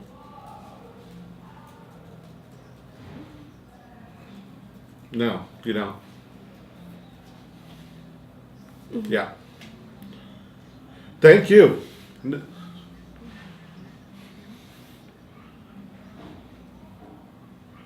Yeah, it is the same. We're going to give you all these slides too. The paid offer is more here to demonstrate for you how to take you through all the components of a paid offer. So there's just fewer components to a free offer because it's free. In a paid offer, because people are investing money, you have to lay out slowly all the different pieces of what they're paying for and some logistical details. So that's the real difference. Yes, but everyone's thanking you for being their Yeah. spokesperson. And I know Joyce had a question, so I'm going to go back to Joyce's question. And thanks, Julie. Yeah. Okay. How do you feel about saying, where will you be without this? Joyce, I'm going to unmute you.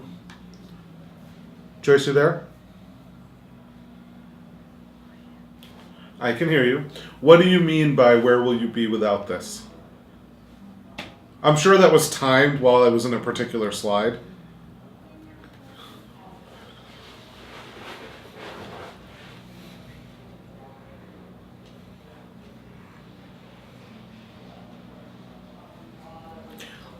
Okay, so I'm going to answer that question in two ways, okay? The first way is there's so I think there's two types of selling that happens in live events. And I think one type of selling is the model we're all accustomed to, which is perfectly legitimate and great, and it looks a little bit like expose their pain points and then present yourself as a solution. And I think inside that model, this is a good question. There's another model sort of emerging that people are getting engaged in where they do expose the pain points. So the same question would be appropriate, but it's followed by something inspirational. It's followed by something uplifting so that the point of purchase is not made from the ripping off of the Band-Aid. The point of purchase is made from, now I applied Neosporin to it and actually put the Band-Aid back on you and showed you that I can do this with you. Correct, and it also sets the appropriate context for your relationship with them. Because once they become a client, if they became a client from the point where you ripped the Band-Aid off, what are they going to do with you in their interactions with you? Right? Versus if... Yeah, go ahead.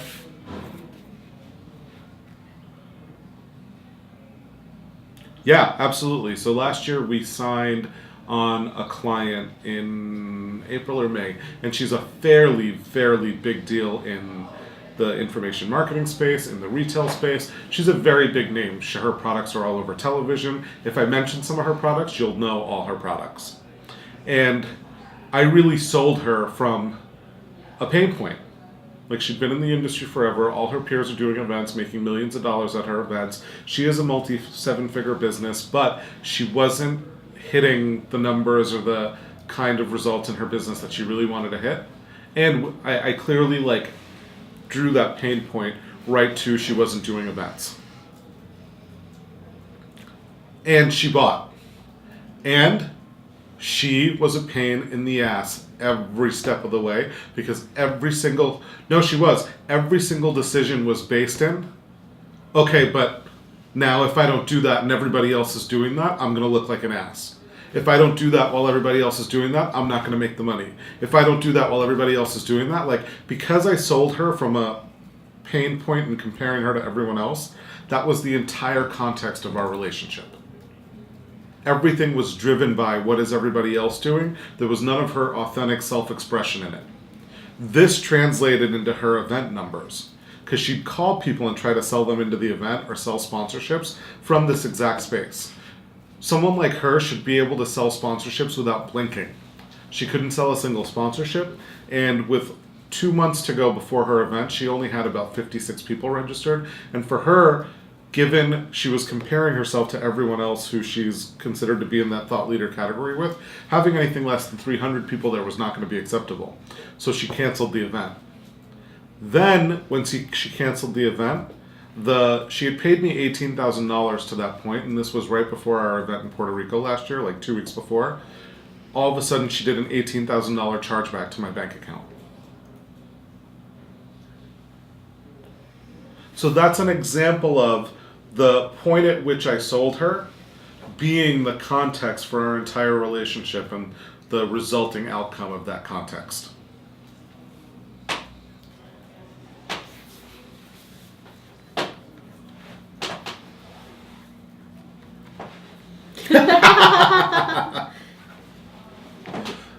Sure. Well, sure. I'll do it right now. So, Joyce, are you reaching everyone you want to reach with your message?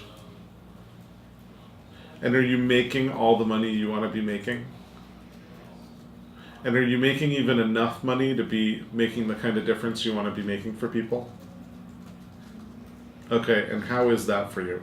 When you sit there and you think about you're not making the money, you're not reaching the people, you're not serving and using the gifts you know you have that are meant to serve people, what's the experience of that like for you?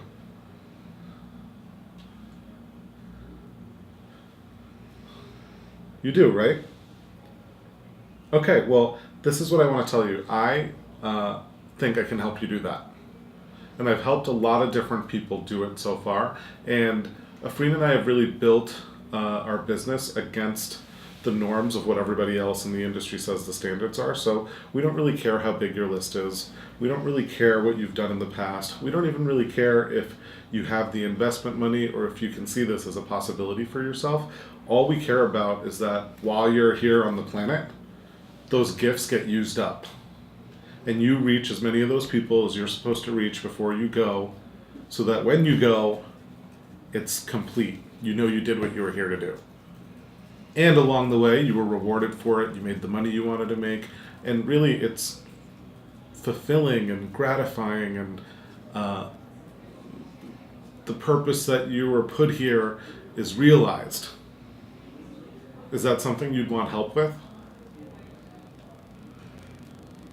Okay, well, I think you and I should start a conversation about what it's going to take to maybe start you with some one-day events and then move you to a 3-day event model where each year we'll build, if you started in a one-day event model now, we'd probably start you with like 30 to 40 people at your first one day, then we'd get you up to like 75.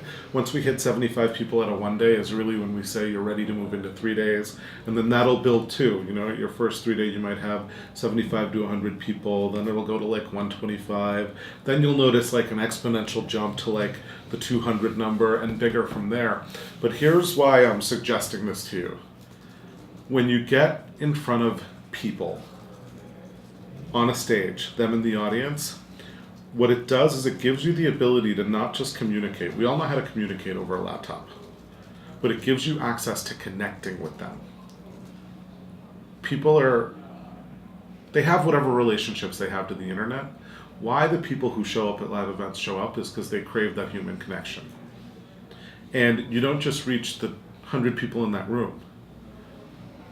On average, each human being on the planet right now belongs to at least 12 to 15 communities. Mm. So you don't reach the 100 people in the room. Those aren't the only people you touch. You touch all their communities. And financially, it doesn't just get you viable, it gets you profitable enough so that you can actually stop worrying about money and just start focusing in on those gifts. So is that a conversation you'd like to explore? Okay, but you got what I did, right? Like I could have just stopped at, are you reaching your people? Are you making the money? Are you making the message? Okay, well you should do an event.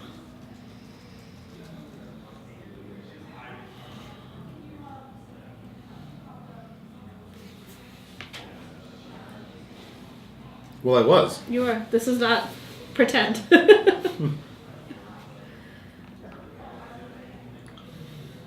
Because of what you said.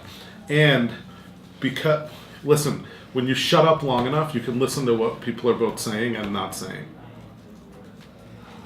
And if it goes back to, this is great, this is coming up, Joyce, because the chapters I read earlier in the Jeff Thell book, Exceptional Selling, it talks about being a better listener as somebody that sells, and what we're really trying to understand as somebody that is selling something is the whole value system, the beliefs, the judgments that our customer has. And because we've been doing this and we've been having conversations, what we've really understood is your world. We understand that you want to be seen. We understand that you value being heard, that you want to make an impact. It's not just about the money. The money is important, and sometimes it can be urgent for our clients, but there's another component called impact.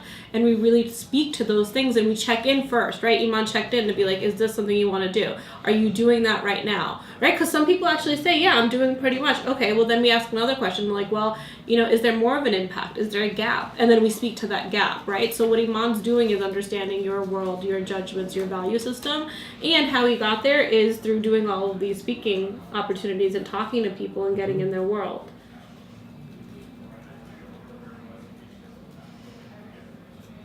Yeah.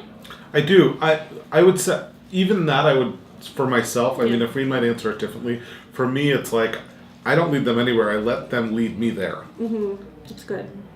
Say it again. I'll say it again.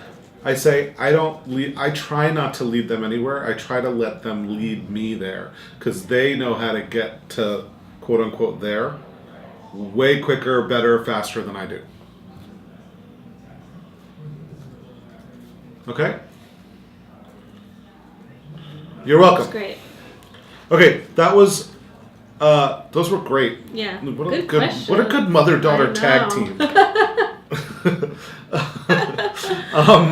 Who else, thank you, Gary. Who else has a question about really how to build the offer, how to do all of what we're talking about right now? Or any of what we're talking about right now? Oh, there's some comments. Okay, let's read some of the comments. So you're saying, Paula says, so you're saying pause to give the customer a chance to reveal themselves and what they want? Yes, that is what I'm saying. A pause in speaking is always good, yes. So Anne, I'm gonna come to you, because that's a really good question. Anne, are you there? Hi. I called you yesterday, call me back. Yeah. Okay. It might be at your work phone. Anyway, let's stay on the webcast. I'll call you again after.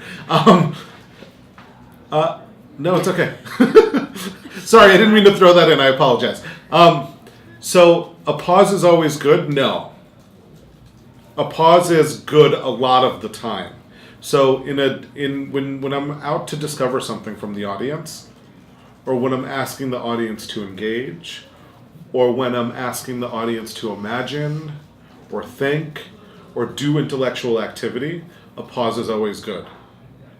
When I've got the audience at the edge of their seats, ready to purchase and get out of their seats and run to the back of the room, a pause is not good.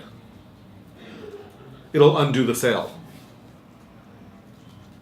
Right? So, just the last thing I want to say about this, which might get confusing, so I'll stay on with you if it does. Pausing and waiting aren't the same action. So, I said pausing and waiting aren't the same thing. Pause to give you a moment to think. However, once I've done my pitch, I'm not pausing. I'm standing there waiting for your ass to get up and go to the back of the room. Good.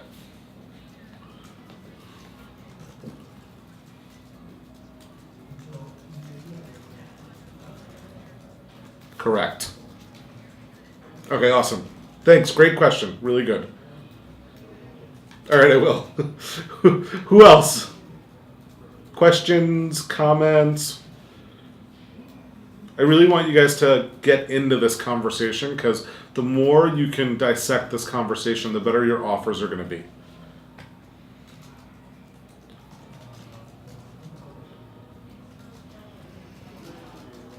Regina, yes. So Andrea, can you make a note to get them a video of our offer on the intranet site? Yes. We have to go dig that out of wherever it is, so it might be a few days, but yes, we'll get that up there. What else?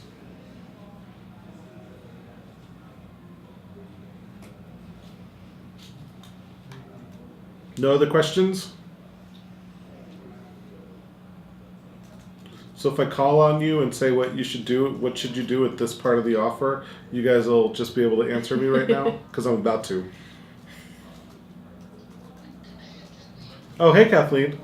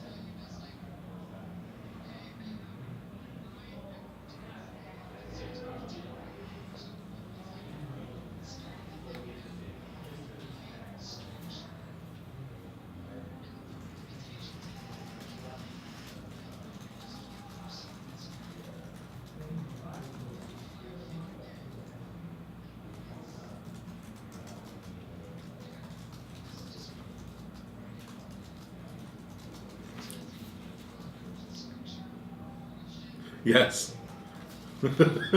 Well, that's okay. That's a perfectly fine question. You're just, I'm going to answer it in two ways. I do that often. You're too in your box about it, and you think you can only charge some range of what you charge. Versus, I know a guy who's a professional organizer who we talk actually probably once every 3 or 4 months. He's a part of a lot of networking communities that I want access to, and we kind of share resources. And he, at this point, his virtual consultations for just looking at people's spaces, he charges, I think, $7,500 for like 3 hours. For me to pick up my laptop and walk around my apartment with it so he can view it, he charges me $7,500. Well, I don't work with him, but he charges $7,500. Yeah, but do you get what I'm saying? Like that, this is based in an ill-conceived notion of what you think you can charge and what you think you can offer.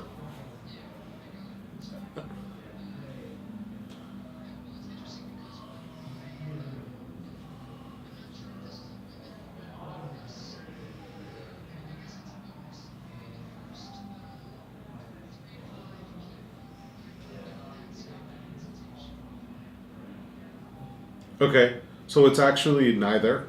Well, it's a bonus, but a limiter needs to be a limit. So it's either 3 or 5.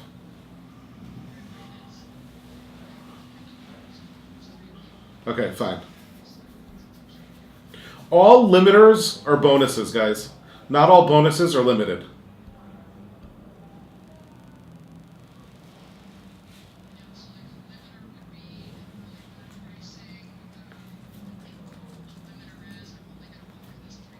Correct.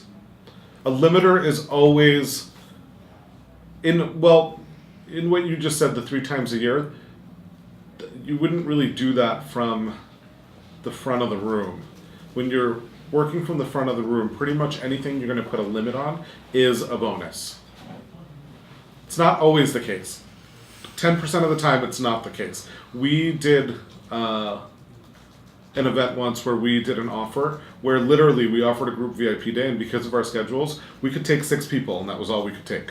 So it was a limiter, but it was a real limiter. We just didn't have the bandwidth for anything more than that. We wanted more than that because we wanted the money. But for this point in the development of your offers, how I would treat it is all limiters should only be bonuses. But your bonuses don't have to be limited.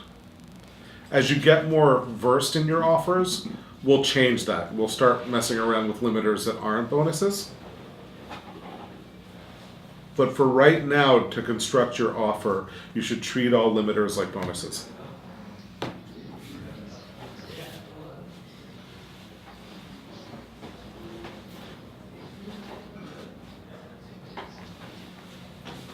Is that really your cap?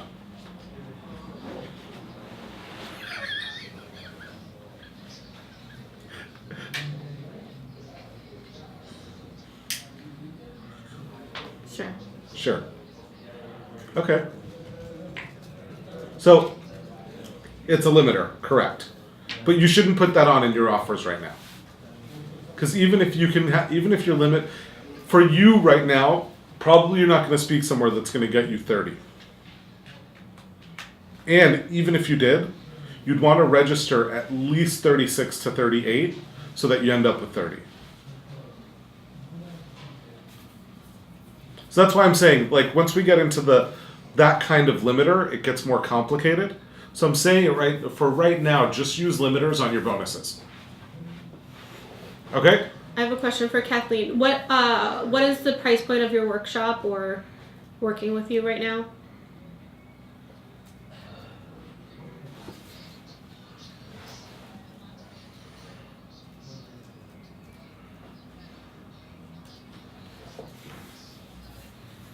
Yeah. Okay, great. And then is there like a range if people want to work with you privately?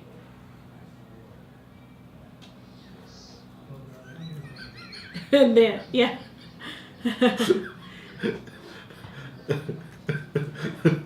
Just because of how you said yes.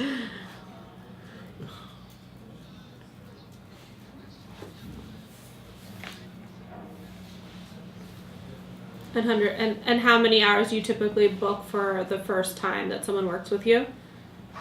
6 hours, so it's 600. Okay. Because here's the thing. I just want to go back to your first question because I love planning things out and having a vision for people. And for me, I think that if you remember the evolution of the speaker infographic, right? So like right now we're trying to have you speak to be seen in this place where you're known as the expert and you have a great talk, right? You have great stage presence and you're really mastering speaking to be seen and now also speaking to inspire where you're converting people, you're converting attendees into fans and you're converting fans into clients into the 497 workshop, right? So stay focused on that. That's what you're doing right now. That's your very next step. But the vision that I am holding for you and the intention I'm holding for you is that we're going to get to a point where we're going to have a one-day event, right? Where however that looks, right? In terms of timeline or whatnot. But that there would be a one-day event where you have 50 people in a room and you get that event sponsor paid, so you walk into the event broken even and you sell something that's at least $9.97 and you sell that between 10 and 15 people so if you do the math, right, that's your 5-figure payday right there. That would be like once you start doing enough of the speak to be seen, speak to inspire, and you're converting enough of the workshops and you're comfortable in selling the $497 and we're getting you comfortable in selling that, we can then look at having you evolve into the speak to profit model, doing the one day, and you can eventually sell it to $2,000 like 6 months a year from now, and sell like at a one day event $2,000, sell that to 10, 20 people, and now you're making $20,000-$40,000 from your one day event. It's actually a perfect segue to Ruby's question, which I'm going to come to in a minute. Yeah. But the other thing I would just add to what Afreen's saying, Kathleen, you're missing a whole segment of your market, I think, called mindset. It's great. People pay a lot of money for mindset, and where people have the most amount of weakness in their mindsets is organization. And if you're looking at really leveraging this business and making a ton of money from it, I happen to know Kathleen's background training, guys, which is why I'm speaking to, but Kathleen knows how to organize teams, she knows how to organize space, and she knows how to organize speakers' minds. Yeah. So that's all stuff that's like second nature to you. So soon you could, and I mean soon, I don't mean like it's not that far off in the distance. Soon, as you get viable with these other elements of the business, as you get them in place, you can actually start selling, coaching to organize people's mindsets. Because how many times, look, I know our space gets organized every single week. We have a housekeeper that comes twice a week and organizes our mindset. I mean our physical space. In order to even have her come twice a week, before she used to come every other week. In order to have her come twice a week to do it, I had to get my mindset organized a particular way to see the value of it.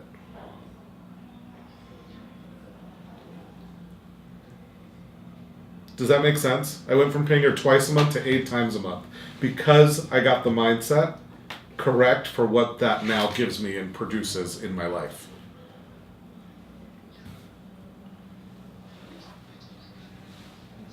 Okay, good. All right, thanks, Kathleen. All right, Ruby, we're coming to you.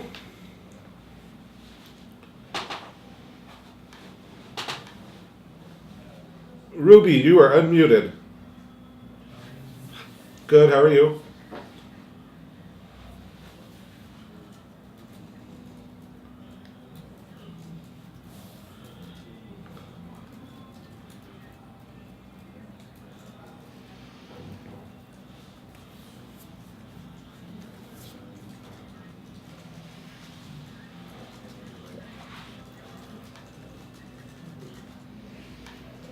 Okay, I just muted you because there's some feedback on your end. So I'll unmute you to see if you need anything, but I'm just going to talk while you're muted. Here's how Afrina and I set our prices. This is one of those answers that it's not a great answer, but I'm going to tell you what worked for us. Our first one-day event that we produced for our client, we charged him, I think, $800 for, or maybe it was $850. It was something retarded. Because then when we saw this fool make $45,000 at this event, I was like, are you kidding me with the amount of work we did? So for our second one-day event that we ever did, we charged $1,500 for, which was like, getting paid $1,500 Double. was like, holy shit, I cannot believe he just paid us $1,500. So then, for the third, I'll go back to your question, Paula. For the third time he hired us, we charged him $6,500, and he paid it. And then the fourth time he hired us, we went up to $9,500, and he paid it. So here's what happened in between. So when we went up to $1,500, we had a few more people pay us $1,500. That's how we got the confidence to go up to, I think we went up to, before we went up to $6,500 with him, I think we went up to $5,000. And then we had like 3 or 4 people say yes, they'd pay us $4,000. That gave us the confidence to go up to $6,500. We had 3 or 4 people say yes to that. That gave us the confidence to go up to $9,500. We had like 10 people say yes to that. That gave us the confidence to go up to $12,500 for a one day, and then nobody bought it. Everybody was like, deuces, I am paying $12,500. So we were like, okay, maybe we shouldn't charge that for a one day. So we went back down to $10,500. And then only like, with the amount of business we were getting at $9,500, it was like a third of that at $10,500. So we were like, okay, for a one day, people want to pay $9,500. That's what we're going to sell our one days for. Except what we did was we took one of us out. So prior to that, they always got both of us and then whoever we hired. At that point, we took one of us out. We said, you only get one of us plus whoever our staff is. And if you want to hire both of us to be there on site, you got to pay more money. And that's been working ever since. So to answer your question in a really long way, we try prices. If nobody buys it, we go down and try that price. If everybody's buying it, we go up and try that price. And as a rule of thumb, once 3 people have bought at a particular price, you can raise the price. Now, some of you have clients who've been selling the same shit to for a long time at a particular price. You cannot go jacking the prices on them without talking to them first, without letting them know that you're going to jack the prices on them. And some of them you shouldn't jack the prices on. Michelle Sism's my client, right? But because I get so much referral business from her, I don't increase prices on her for the most part. There might be like some administrative stuff that I need to increase pricing for, but that woman funnels me so much business that I just don't have a need to. She takes care of her price increases with the business she funnels me. Anything I'd need to increase to like support the growth of my company, she's already accounting for with all the business she funnels to me. So I don't increase my prices on her. Does that make sense? We muted her, so she'd be on chat. Oh, right, Ruby, just kidding, hold on. Ruby, does that make sense? Answer your question?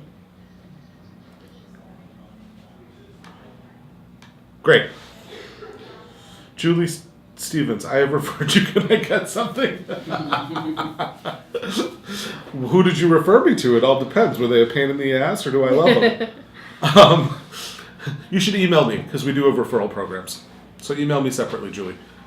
Okay, back to Paula's question. Paula's question, keeping your opt-in with your free offer. Paula, I'm just going to unmute you so you can ask. Hold on.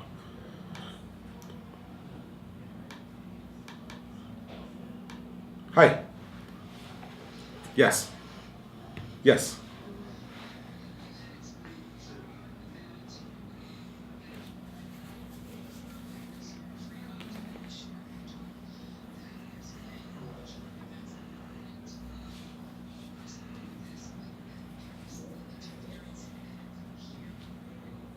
Oh, I'm sorry about that.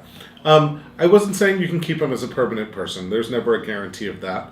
But I said with the opt-in, the more value that they get with the opt-in, whatever the opt-in is, the longer they are likely to stay on your list. Like I opted into, what's his name? Jeff Walker's list. Just last week. The first thing I get is a downloadable book about how to create marketing funnels that run themselves and bring you, like if you do nothing except set the funnel up, it can bring you up to $30,000 of passive income a year. You got to have certain systems in place already to be able to run with his book. But literally, I got so much value out of just reading this downloadable book that I'm going to stay on his list. I'm like, if that's his freebie, imagine what else is coming. But then I've been on other people's lists where they say, get my free this and that now, right? And I go and I enter my information and I download it. The minute I get the download, it's like a PDF with like 7 words on it. And I'm like, you gotta be kidding me. And then I start getting emails from that person, I'm out. If you give me value, I'm staying. Yo, great. And then someone else, Crystal, you said you had a question, and that'll probably be the last question today, guys. Unless someone's got something really, really burning. And Eric, I see all your funny-ass commentary. You are a riot. And he said something that I want to underline. Yeah, so it's what I just said a minute ago, too. Eric said it before I did. He said it might not be the first try that you get someone to pay a certain price or that you get someone to agree to a certain program with you. It may take several tries. And he said that in response to Kathleen's question earlier. Okay, Crystal.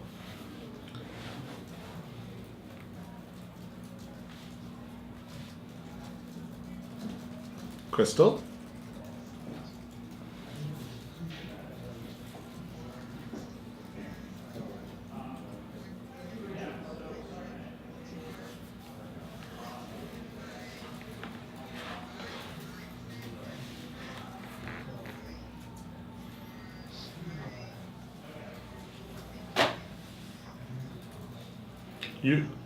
Do you mean in your marketing materials or in your talk?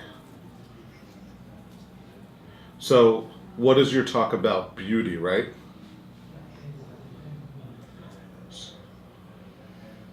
So connect it for me, because I don't know. Do you know her talk better than I do?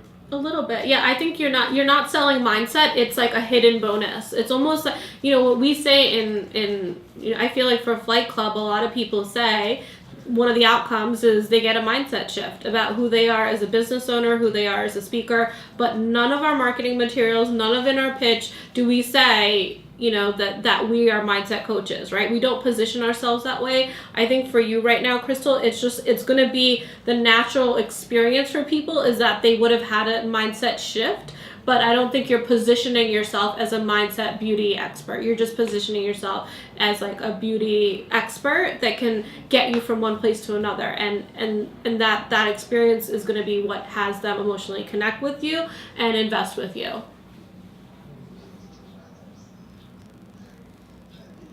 I know, but you don't. But the thing is, so there's a way of. Oh, Gary's saying she's selling coaching. Are you selling coaching, or are you selling? She's selling mindset coaching. Oh, I thought you were doing events and like teleclasses. That's what I thought you were selling too, is events and teleclasses. So you're selling mindset coaching now?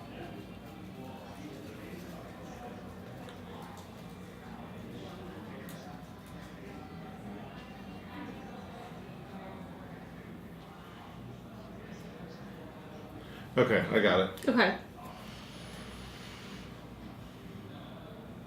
Yeah, so I would still only sell the result.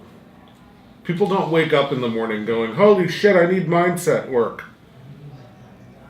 They wake up in the morning going, holy shit, I need to be free of this, or holy crap, I need to not have so much stress, or holy crap, I need to make more money. So like they wake up thinking about the result. They don't wake up people don't wake up and go, oh my god, if only I could do a 3-day event. Okay? Cool. Anyone else, any burning questions that you think will really contribute to the group? If not, we're gonna move on. Now that I said that you think is really gonna contribute to the group, none of them are gonna say anything. Haha, you funny people. Julie says, please don't leave without letting us know how to contact the coaches for our call. Andrea, can you write down to resend the links? The links were sent out in an email, Julie, but any coaches who are here, if you could just post your links below, and then we'll get an email sent out to everyone with the coaches' links again. Mindset is like air. How am I supposed to breathe? How am I supposed to breathe with no air? No air. That's what you meant, Colin, right? Okay. Any other questions? Crystal Nate wants to know what it would cost for him to have you call every day and tell him how beautiful he is. Yeah, so Eric, you used to charge $25 an hour for computer repair, now you charge $95 to $100. How long did it take you to go from $25 to $95 to $100? I'm sure it didn't happen in a day. Unless there's literally, about a year. Okay, guys, if no more questions, we're going to move into the end of the webcast, which I don't want to. I'm having so much fun today.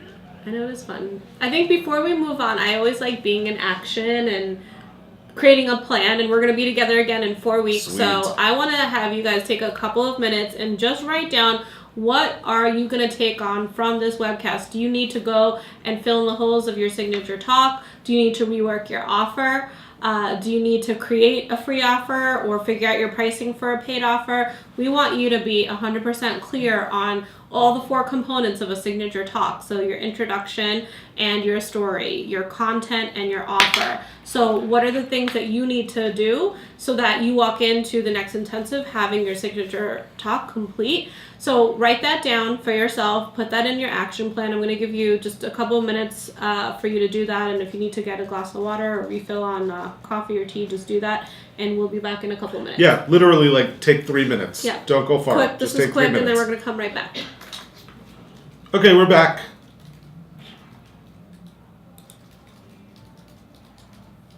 Hi. Okay, so there were a couple of questions, and then I'm going to talk to you about some stuff. Okay. Going up. Okay, Joyce says, is there a time limit for a signature talk? Your signature talk should be, for right now, I would time it out to 20 minutes.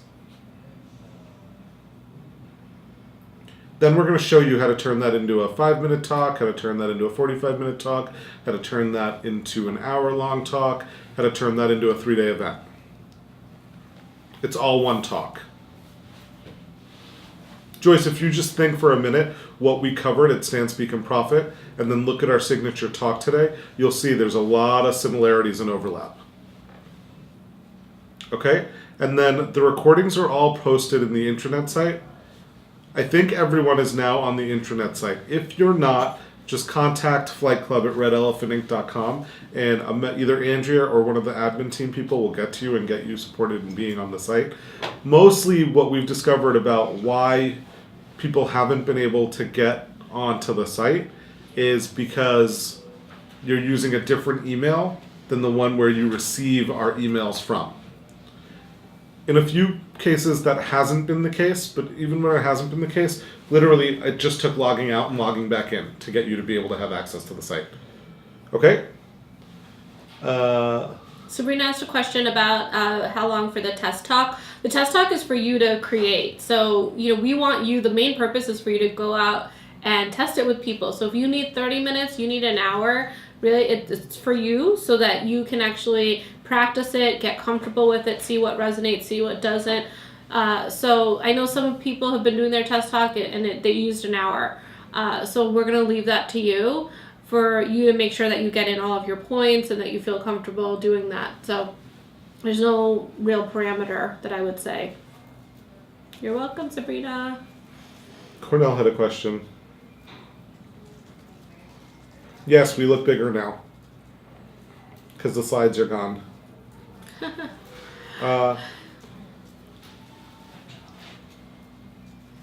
It's more of a comment. Okay, so here's the next conversation I want to have with you guys. The live components of this program are really worth not missing. And we've heard from a number of you saying that you're dealing with not being able to get to Puerto Rico and you're not sure if you're going to come. And I think all that is crazy talk.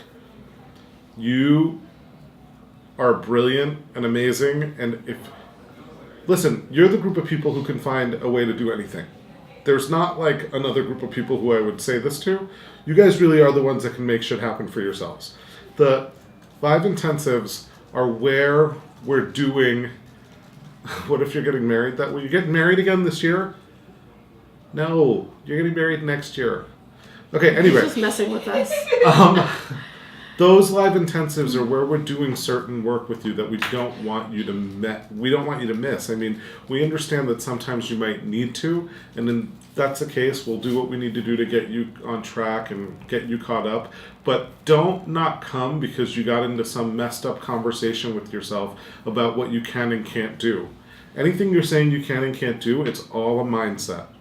None of it's in reality. None of it's true. Absolutely. Julie's right. You're already enough. You have enough. You're good enough.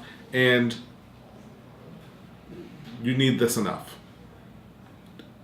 Don't miss it for some stupid reason like I didn't have enough money. And I really don't mean to be insensitive when I say that, and I mean it. In the grand scheme of things, we just purchased our team's tickets to Puerto Rico. I think they're $270 on JetBlue. If you start considering the trajectory of your lifetime, $270 is not even going to amount to a drop in the bucket.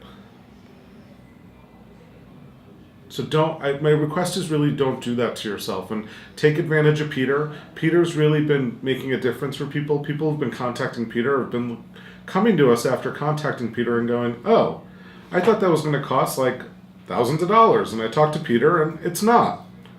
He's really there to support you and help you figure out a way to have this work for you. You can find roommates. You can discover miles. I bet you people have miles that you don't even know about that you can use towards the trip. And if you're totally stuck, don't sit there being embarrassed about being stuck or embarrassed about your financial situation. Post in the forum what you need. I don't mean money. I mean like, hey guys, I'm trying to make $500 this month so I can come to Puerto Rico. Anyone know someone who needs a professional organizer? Ask for the referral. Don't turn it into a pitch fest, but turn it into what you authentically need. Like, part of the focus of that Facebook group is so you can mastermind and pool resources. Look at what Lehman did last week. All he did was talk about his curated travel. And is that something anyone would like to talk about? And he already got a client out of it. It wasn't pitchy, it wasn't salesy. He just said, is this something anyone would like to talk about? Right? So don't not get what you need so you can have what you intended to have by being in this program and signing up for it in the first place. It's just crazy. And we're going to have so much fun. It's going to be so badass. It'll be like you're going to see the photos afterwards and hate that you missed it. So just get your asses there. Anything you want to say about this? The next intensive live, it's something that, there's going to be recording, but you don't want to do it through the recording. You want to do it in the experiential setting of being with your peers, being with the coaches, and it is just going to be the one that you don't want to miss because of the content that we're going to cover. If you got value out of today's intensive doing this virtually, this is just like the stepping stone for what's next so that we can set you up. Everything is staging. We're staging everything for the next piece, and we can't wait to reveal to you what we're doing in Puerto Rico because it's just going to be so much fun. And again, you want to experience it live, so make it happen. And it really is. And you're going to have a breakthrough in being in front of people. Yeah. So. I mean, I think someone said it before, like, we believe in commitment versus circumstances, and anytime, and our team knows this too, like, if we always look for who are the people that are committed to making it happen, and in terms of the attending, and if money's in the way, we're just saying, getting communication, communicate with people, inside of communication, things open up that we're not there. Listen, we have just so you know a little bit about what we're dealing with in our business, we still have about $32,000 in accounts receivable from September. We're already halfway into October. When you have that kind of accounts receivable and you have a team you pay and you have your monthly bottom line and your investments and coaching and sponsorships and other things, it's hugely impactful for Afreen and I to have to go pull money out of our savings account to make sure that our team is paid because we have accounts receivable, right? But I mean, I'm not complaining about it. We're in business. This is what we signed up for. This is part of the game. But we just hired our next full-time person. Greg, who some of you have met already and a lot of you are going to be meeting, is coming on full-time in 3 weeks. Not because we have the money in the bank. Now. Oh, well, now it's 2 weeks. It's not because we have this little slush fund in the bank ready waiting for Greg. It's because we need him, we're making the commitment, and we got 2 weeks to figure this shit out. Yeah, and that's actually good. Part of it is making the commitment, and this is when Iman and I looked at each other this week, and we weren't sure where the money was going to come from. And what Iman said is like, well, the money's not in the bank, but let's make the commitment, and then it'll show up, because that's just how we know how to do our business. We took the leap. Again, we extended the offer letter. And it sucks sometimes. Yeah, it does. It's so... Because we keep being here as every time we need to have some sort of growth, but this is what it is. Yeah. So if you want to make the commitment, put that in the Facebook forum. I'm committed to going to Puerto Rico. It starts with that. It starts with making the commitment. Yeah. And just, you guys know this. I know you know this, but when you make the commitment, you just start seeing things you otherwise didn't see. It's like the minute you got the engagement ring on, you're looking at king-size beds. Right? Nate. Exactly. It's just how it is. You start looking at everything through the lens of a married man or a married woman. Even though you're not married yet, you're just committed to it. It's the same thing. You know that. So my request is you get committed to it. There's only 3 of you who, when you signed up for this program, told us you won't be able to be there, out of 58 of you. So the other 55 of you, I request you work it out, you get in communication, deal with what you need to deal with, and you get yourselves there. Okay? What else? We want to take some ahas, some sharing. What are you leaving the intensive with? What are you walking out of here with? We'd love to hear you share. So who would like to go first?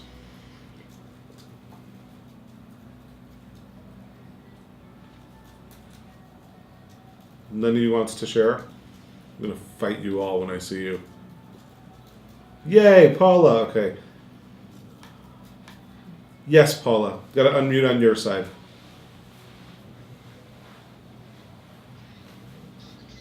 Yeah.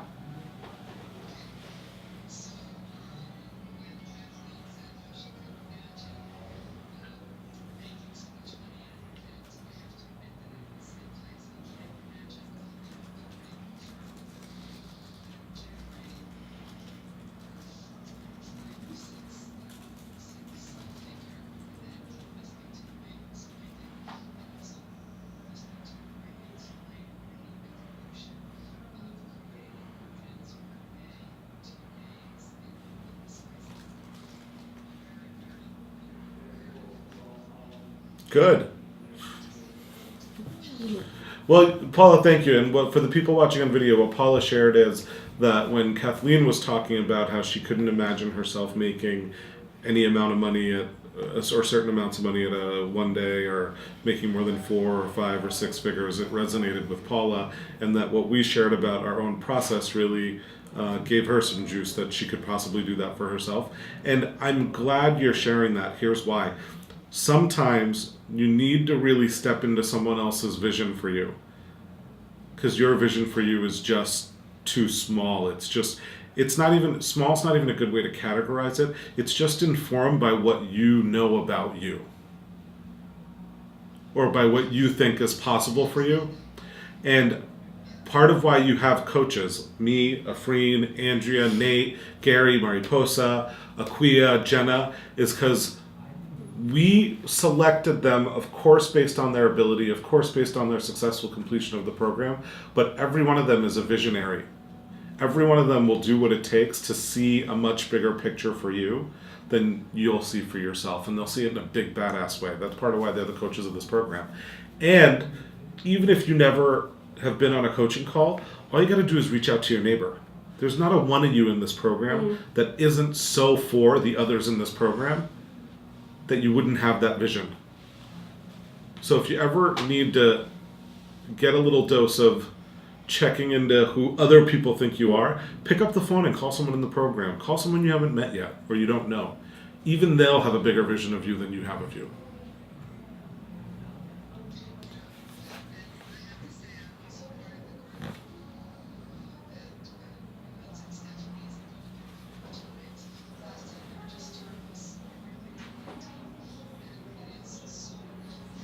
It's great. Mm-hmm.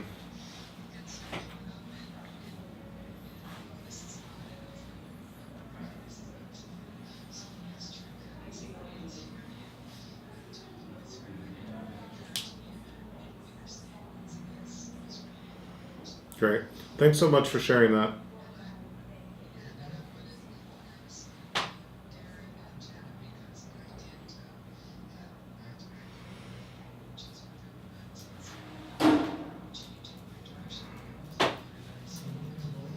Awesome. Awesome. We love our coaches. Yay, coaches! I'm going to take someone else in a minute just to answer your question, Kathleen. I'm not sure if I answered this once before. It's okay if I did, but I just wanted to tell you I can't give you guys a phone roster. I'm regulated by the FCC, and I can't share your information unless you implicitly give me information and in writing give me a list of people it's okay to share your phone roster with. What you guys can do, if you want, is start a contact list in the Facebook group and put whatever information you want on there. You just create a document in the Facebook group. And I think Amy might have actually tried to do this early on in the program, but I don't think... well, yeah, there you go. So you guys can share there if you want, but it's just not something we can do on your behalf because you can sue us for it later.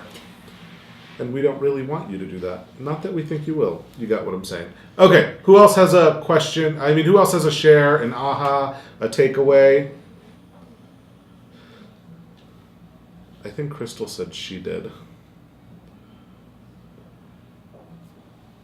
Yes, Julie, let me unmute you. Or unmute on your end, please.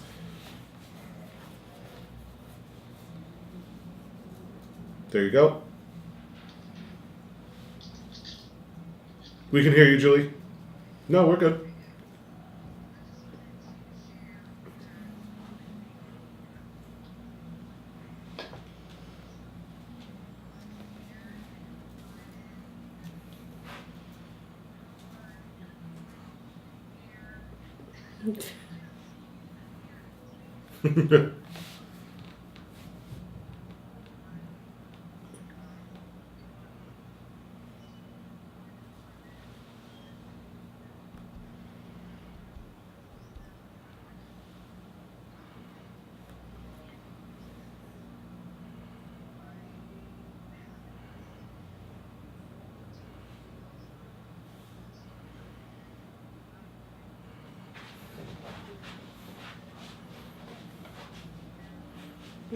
Mm. Thank you.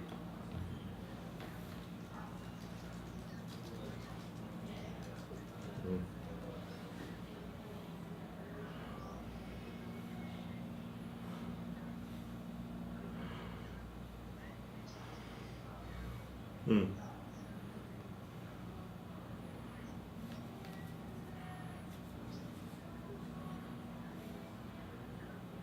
Oh.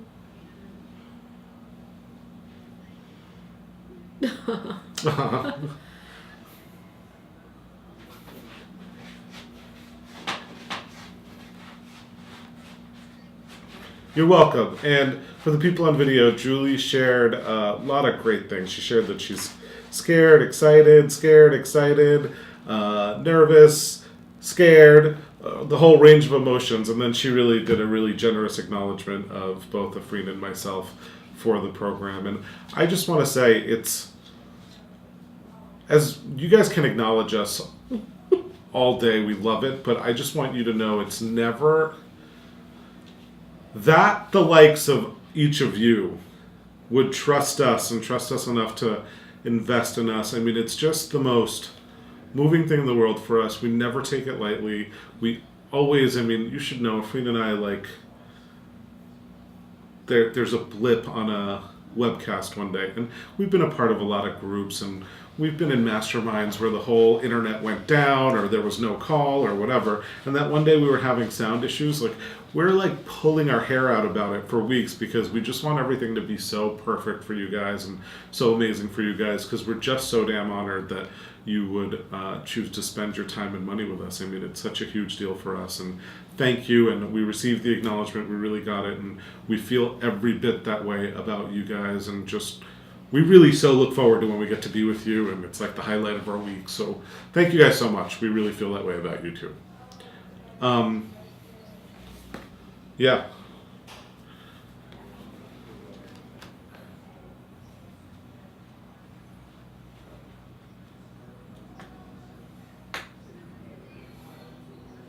Mm.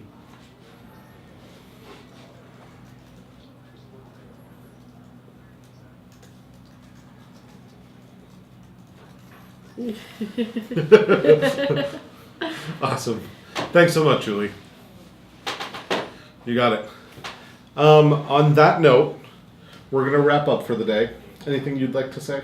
Just thank you for being with us today and working through your talk. I so get your commitment. I'm inspired by your commitment.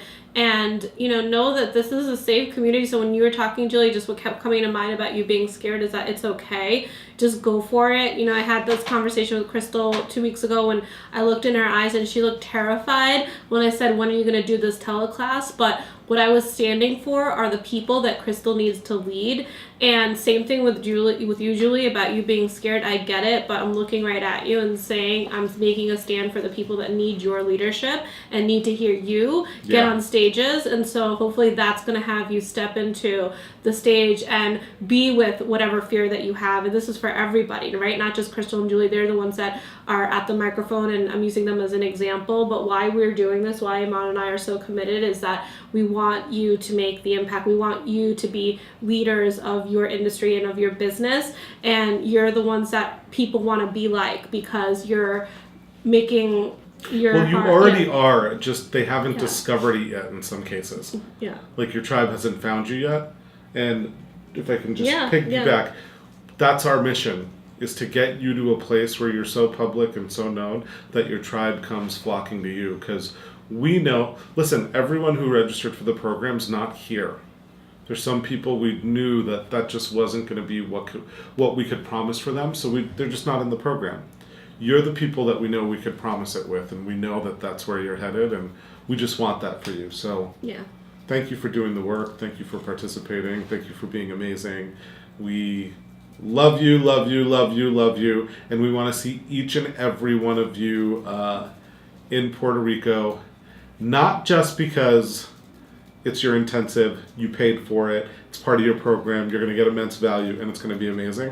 But it's also, we want to share, most of our clients turn into our friends, if they're not already. And it really is, we just want to share that time with you because it's our 7th wedding anniversary. It's our lucky 7. So don't have that be the reason that compels you to get there, unless you need to. We can't wait to see you. Thank you so much. We love you guys. And I have a PS. PS. Just PS, because some people didn't get to make today's virtual intensive. If you got value, post in the Facebook forum. Say that what it was like for you to be on the... Actually, I request you do that, because when you do that, we're going to always say it's valuable. Yeah. They don't listen to us anymore. When you say it's valuable, they want to go listen to it and get the value out of it. So please post in the Facebook forum. Please post in the Facebook forum. I see a couple people wanting to share right now. We are going to wrap up on time, so we thank you for wanting to raise your hand and share. But post in the Facebook forum what it was that you were going to share. But with that, happy Friday. Have an awesome weekend. We will see you on the next webcast, and we hope to see you in person in Puerto Rico. Thanks, everyone. Love you.